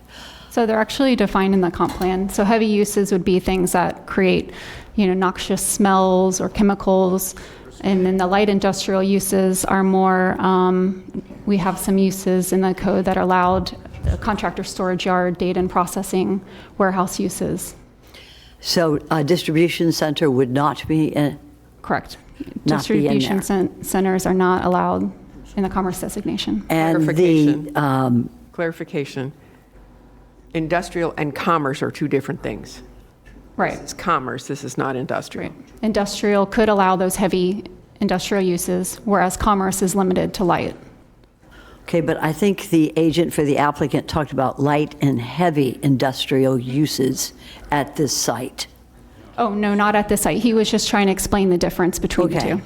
So for sure, there will be no trucks distributing goods into this 150,000 square foot building that is ready for this site? Well, they may have trucks coming into the site that are then added to the warehouse, and then smaller trucks could potentially be taking the goods out. Okay, thank you. I have no further questions at this time. Commissioner Woodward? No? Okay. We're going to take about a half an hour's worth of cards, and we're going to do 2 minutes each, and Commissioner Woodward will stop at 1 o'clock. We Okay. said we were going to stop at 1. We'll take a break at 1 and continue after that. We have 2 microphones, if you could line up. We have David Larson, Joe O'Donnell, Patty Benton, and Barbara O'Donnell. Start. Thank you. I have some handout for the commissioners as in support of my comments. And please state your name when you come to the microphone. The recommended park. Your name, sir? My name is David Larson. I live Thank in Wellington. Please. The recommended Park West North is ill-conceived and inconsistent with the letter and spirit of the master plan and should be denied. Specifically, there is no immediate need. There's over 1 million square feet of industrial space that is already approved and under construction, unleased. 225,000 of that is just 1.5 miles west. 2. The proposal has 2 critical traffic-related faults. One we're aware of. There is no plan for egress or ingress to and from the facility off Atlantic Avenue. There's no traffic signal recommended for this facility. There's no entrances and exits from the facility onto Atlantic Avenue. But here's the big one, number 2. Warehouse space is subject to high levels of variance in usage and traffic levels. This was not always the case, but with the emergence in e-commerce, this poses a very high risk. The level of traffic to be generated cannot be reliably determined, and here is why. A 2014 study showed that e-commerce warehouse space has the potential to increase traffic levels 5-fold over normal warehouse space. In 2021, e-commerce represented 40% of all warehouse use, and that has been growing every year. Today, virtually every business is implementing an e-commerce strategy. If the traffic division's estimates are wrong by even 20%, it will exceed the currently allowed traffic levels. Developers' plans show they expect very high traffic demands in this facility. Thank you, Mr. Larson. Joe O'Donnell. Hi. I have a question, Madam Mayor. Sir, I didn't get your name, and I don't know where you live. David Larson. I live in Wellington. Okay. How long have you lived here in Palm Beach County, sir? Since 1996. Okay. Thank you, sir. Appreciate it. Mr. O'Donnell, you're next, and then Benton, and then O'Donnell, right? Please take both microphones. We're not going to have a delay. We'll just take the time off from other people. And then Lindsay O'Donnell will be following as well. Good morning. Before I start, please, could you stop the clock? Mr. O'Donnell, your time is running. All right. I unfortunately feel like this is being a railroad, and this is just being pushed through, that several of you, and I've never, ever felt this way before, have committed yourselves to getting this project done, and you don't intend to give us a fair hearing. For example, we just heard the applicant spent 16 minutes, and I get 2. And I'm talking about a group called Sarah, 14 farms and ag businesses, and I'm talking about the 4 farms that totally disagree with what the other farmers want on Starkey and also sent letters to you. But no one talks about that stuff. And talking about a distribution center or not, why did they pay to develop these drawings if that isn't what's on their mind? $770,000, not 150. 770,000 square foot of commercial space, 550,000 of it a distribution center. Not a distribution center, but continue. An example of what I was saying earlier. Let me start with a conclusion. This is really a bad idea. Approval of this puts Irish Acres survival in jeopardy, and the 3 other farms on Starkey that feel the same way I do. The Board of County Commissioners has already approved 1 million square feet of warehouse space in the Ag Reserve that's being constructed within 3 miles of this site. I was involved with preparing the Commerce CMR, and in no one's wildest imagination did we anticipate there would be 1.6 million square feet of storage space within 3 miles.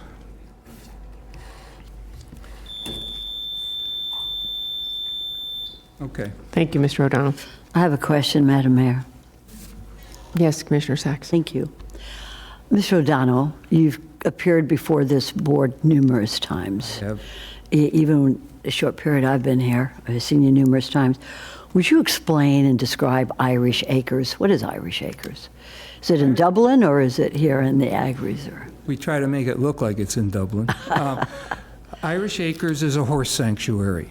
We're considered one of, if not the best, boarding facility in all of South Florida, bar none.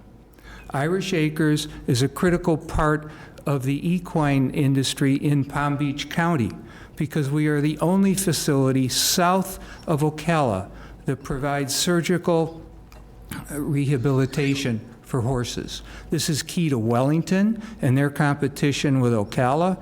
This is key to our major customers, Gulfstream Racetrack, Palm Meadows, who's the largest training site for thoroughbreds in the whole country, and that's in Boynton Beach.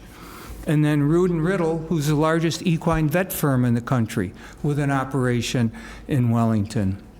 All of these firms use us as their rehabilitation go-to after surgery for horses. And again, it's a critical aspect of Palm Beach County's multi-billion-dollar equine facility. So you would say then that Irish Acres is like a important rehab center for top-notch horses from Wellington as well as Ocala for them to rehabilitate? From Wellington and from the thoroughbred world, which would be Gulfstream Racetrack and Palm Meadows. And these horses rehabilitate in Irish Acres, which is what you own, correct. Right? Okay, very good. It takes intensive care and in the rehabilitation process.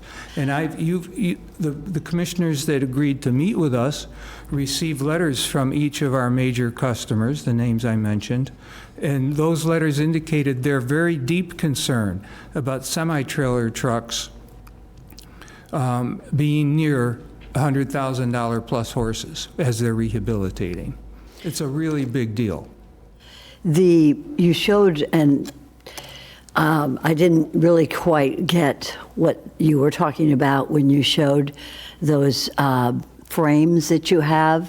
What are those? I don't know what it is. These are drawings that the applicant had their consultants, Ware, McComb, and Morton, prepare. Could we have those, I don't want to say received in evidence, but I wonder if they could be part of your testimony today, sir. Absolutely. But before that, could you just tell me what they are, what they purport to be? This is a drawing that shows this. Sorry, it's what I have. Hold on just one second. Tweet? If I may, that looks similar to Exhibit 11, what was included in your packet? It's the proposed site plan and the zoning application. Okay, so this is part of our record right here, what he's showing us. Good, okay. Go right ahead, sir. That makes it even more important for me to know what it is. It's hugely important because we border with small Starkey Road in between this development.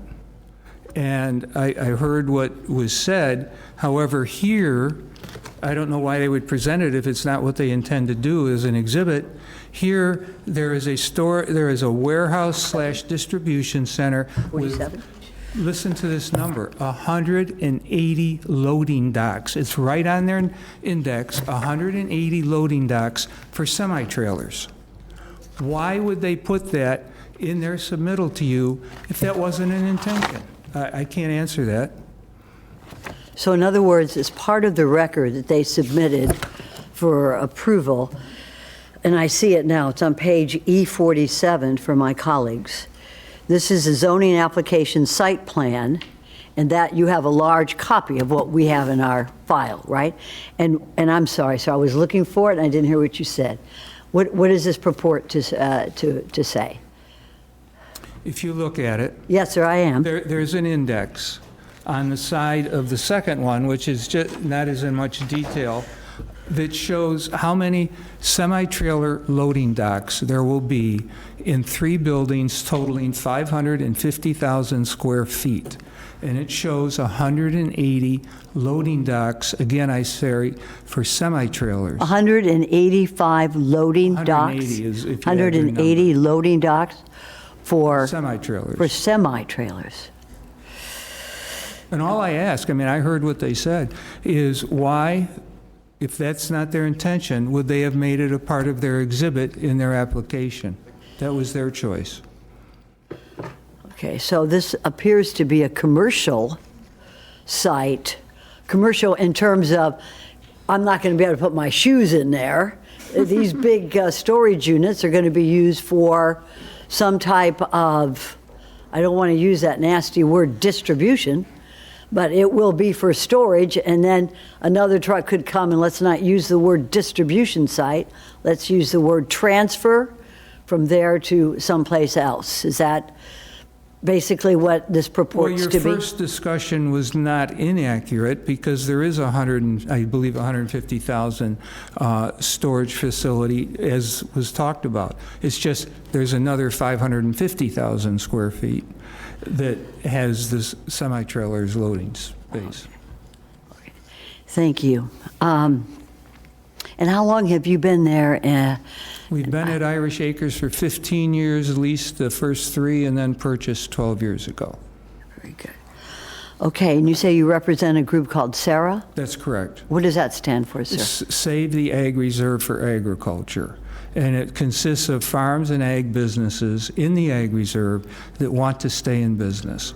And there's a limitation, a condition of membership, if you will, that you're committed to staying in business for the foreseeable 5 years. Things change, and then sometimes they don't, but that's the intent, is you're looking at the longer term for agriculture's benefit. Thank you. Thank you, Mr. O'Donnell. Commissioner Flores, and then Commissioner Woodward. Mr. O'Donnell, how are you? Fine, thank you. Thank you for being here. I have had the pleasure of visiting your farm, and I also had the pleasure of hosting you as we discussed this particular project. Yes, you did. So thank you for taking the time to do that with us. My question to you is this, and we discussed this particular applicant has come before 4 other times. This is the one that seems to match what we've requested in this area. If we weren't to approve this, what would you be okay with approving? Because Nothing. I also have to be respectful to the applicants and their property rights, because I think everybody should have property rights. What would you be willing to live with here? We, Sarah, and the farms on Starkey, by the way, 2 of those farms are trying to sell their property. That's their prerogative. I totally appreciate that. And one is leases their some of their growing space from the site that's in question. We offered, I think it was actually at your request, but it was, then several commissioners asked that we, the group I just talked about, send in recommended other alternatives, would be a better way to put it. And there were 26 of them that we submitted that we would support, properly done. And the ones we didn't support in the past, it wasn't the concept, it was the density. The variances that were requested, so that whatever was allowed, like 8 housing units in an acre on the workforce housing that was approved across from Delray Marketplace, they wanted more than double that. That was just an example of what I mean by density. So it was not the concept, it was the density. And this time, it's not the density per se, it's what comes with it. The semi-trailers, the noise, the 24-hour-a-day operation. That's just, people live there, businesses are there. I think any of you, if it were where you lived or your business was, wouldn't be too excited about hundreds, if not thousands, of semi-trailers operating 24 hours a day in front of your house or in front of your business, or tying up. This is what a couple of the farms are very concerned about, ours included, is their customers, they depend on drive-in business from wholesalers with trucks, with trailers. They're very concerned, as I am, that the semis on the road that will be added, they don't exist today, will be blocking the entrances to our property or inhibiting the entrance to our property for customers. So what I'm hearing is you're willing to work with the applicant? 100%. Okay. And how long have you been in this property? We leased it for 3 years and we've owned it for 12, sorry. We've been there 17, if that works out right. 15. Thank you so much. You're welcome. Commissioner Woodward. Thank you. Just to kind of address part of this discussion, what the applicant is asking for, we talked about the 150,000 square feet of self-service. Are you talking to the staff? Both. Okay. So this is a question for both, but we keep talking about the loading docks and all of that, which is not part of the 150,000 square feet. That's part of the 533,000 square feet of warehouse with 40,000 square feet of accessory office. Correct. So just to be clear, when we're talking self-storage, that could be your shoes, but what his concern is the 500,000 plus, that is the warehouse with accessory office. Correct. We are not concerned about the self-storage. Okay. So, and I had a meeting with you as well, and we had in our discussion, and I had a similar discussion with the applicant on if we were to limit the individual bays to a maximum square footage that would not allow for Amazon distribution, which is the type of large distribution center that's not allowed here, but it also would ensure that anytime in the future this doesn't become one large warehouse 24/7 operation that we're talking about. It's more of what we hear that's intended to have, a business that has an office space and then their warehouse in the back for them to operate. So we had discussed, and I mentioned it with my staff review as well. I don't know what that number is, but if that would be part of the future discussion to ensure that the 500,000 square feet of warehouse with office is meant to be small business operations with, they may have a box truck or they have something where they're going to come and get, say they do countertops or, that type of, they need a large bay to store it, but it's not going to be a distribution center where we put a whole bunch of Amazon packages here and then they get on another truck and go right back out, where it's that type of high volume. So we had discussed that. You seemed amenable to that. Staff, and again, we may be a bit ahead of ourselves, but if that is part of the discussion moving forward through transmittal on designing it to ensure that it's not cross bays, it's not, large, 100,000 square feet per location, that would pretty much guarantee it becomes a distribution center. Is that something, because when we talked, you were interested in that. Is that something that your group has been able to discuss? If it were truly a warehouse function, which would be similar to what you just described, or versions thereof, that wouldn't require 180 loading docks for semi-trailers. They wouldn't be there. I was involved with a group in working at the request of zoning when the CMR concept was created. If Lisa had a great idea, and there were a lot of people involved and lots of meetings, lots of hours, on how to control warehouse/distribution. And her idea, it was elegant in its simplicity. It was cap it at 100,000 square feet, period. And then you're not going to have to worry about large distribution businesses, because that restriction ensures they're what the county intended when they created commerce, which was wholesale warehouses. But Similar so to to what be you clear, talked are about. you talking about a 100,000 square foot building or Yes. 100,000 square foot Building. per tenant? No, building. I'm not sure I could agree with You can't that. have a distribution center that's of any consequence. I used to be in this business. That's why I'm just saying, I mean, understand. for myself, I'm east, I'm in an urban area, and there are a number, Clintmore Road comes to mind, where we have these bays where there's an office in the front and there's warehouse space in the back. Correct. And as what I understood, that's what this is planning to be. And it does support a number of small businesses that support the surrounding community. And if we can make sure that when this does come back to us for zoning, that is in fact what we are approving, is that something you would support? It's hard to say. I understand where you're trying to go. It's hard to give you a definitive answer because there's too many ifs involved. The footprint of a building determines what it's going to be. People can say anything they want, but what they put their money in is what makes the difference. If they put their money in something as massive as Okay. this, All right, It's then going to this be could be for a future discussion. I would disagree with you on the footprint of the building because the walls in between the bays, and there's a lot that can be done with that. But this would be part of what I would expect to have and in the transmittal phase is in order to ensure that it is what we discussed, and I think it's what I'm okay with, and this would be definitely part of the process moving forward. And my other question on this was,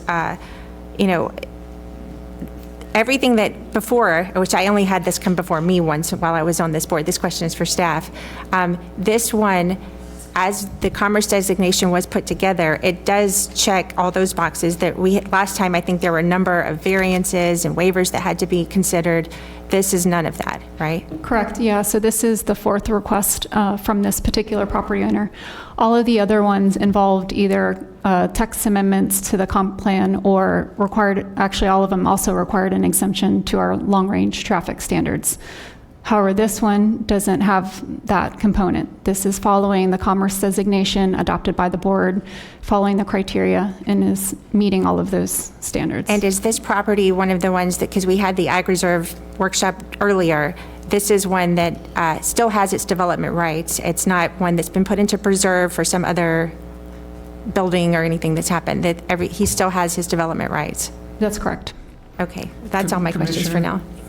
on that issue, Mr. O'Donnell, the question has been asked and answered. Commissioner Sachs has her light on. I need to remind everybody that public comment is not a back and forth. It generally is a listen to the public and we get their comments. Commissioner Sachs, I appreciate your position, but we don't know my we position yet. We now I'll certainly respond. Commissioner Sachs, please. Thank you. We've now allowed one person to take up a half an hour. And he So- should, No, because he he's should not. knowledgeable, and he represents He does not a represent the community. petitioner. No. And he does It's not okay. represent the zoning You're the boss. division, and he does not represent what is going to go forward in the sense of, this is transmittal. I have to remind everyone again, this is transmittal. We are not talking about zoning. We are not talking about the actual structure of the building. This is transmittal. If we could sit here all day and keep asking questions of Mr. O'Donnell, which of course these are his opinions, which is not what we're here to do. We listen to the petitioner. We have staff here to give us information. We are going to adjourn in 3 minutes because we said we were going to adjourn at 1 o'clock. So at this point in time, I'm going to ask Mr. O'Donnell, thank you for your input. You actually got a whole lot more than the 2 minutes that you were allowed, which is what you wanted in the first place. Commissioner Sachs afforded you that opportunity. I will ask you to sit down now. Mayor, if I may file an objection, I will ask Mr. O'Donnell to come up when we get back at 1 o'clock. And secondly, when you talk about the issues that he brought up, the issues that Mr. O'Donnell brought up are combined in our staff report. Zoning application site plan is in ours on E47, so he didn't bring up any additional facts which were not already noted as part of the record and part of staff has, which is who we are too. We are part of the Palm Beach team. So thank you very much for your opinion, and everybody have a good lunch, I guess. See you back at 1 o'clock. We're going to break for lunch. We will resume this meeting at 2 o'clock.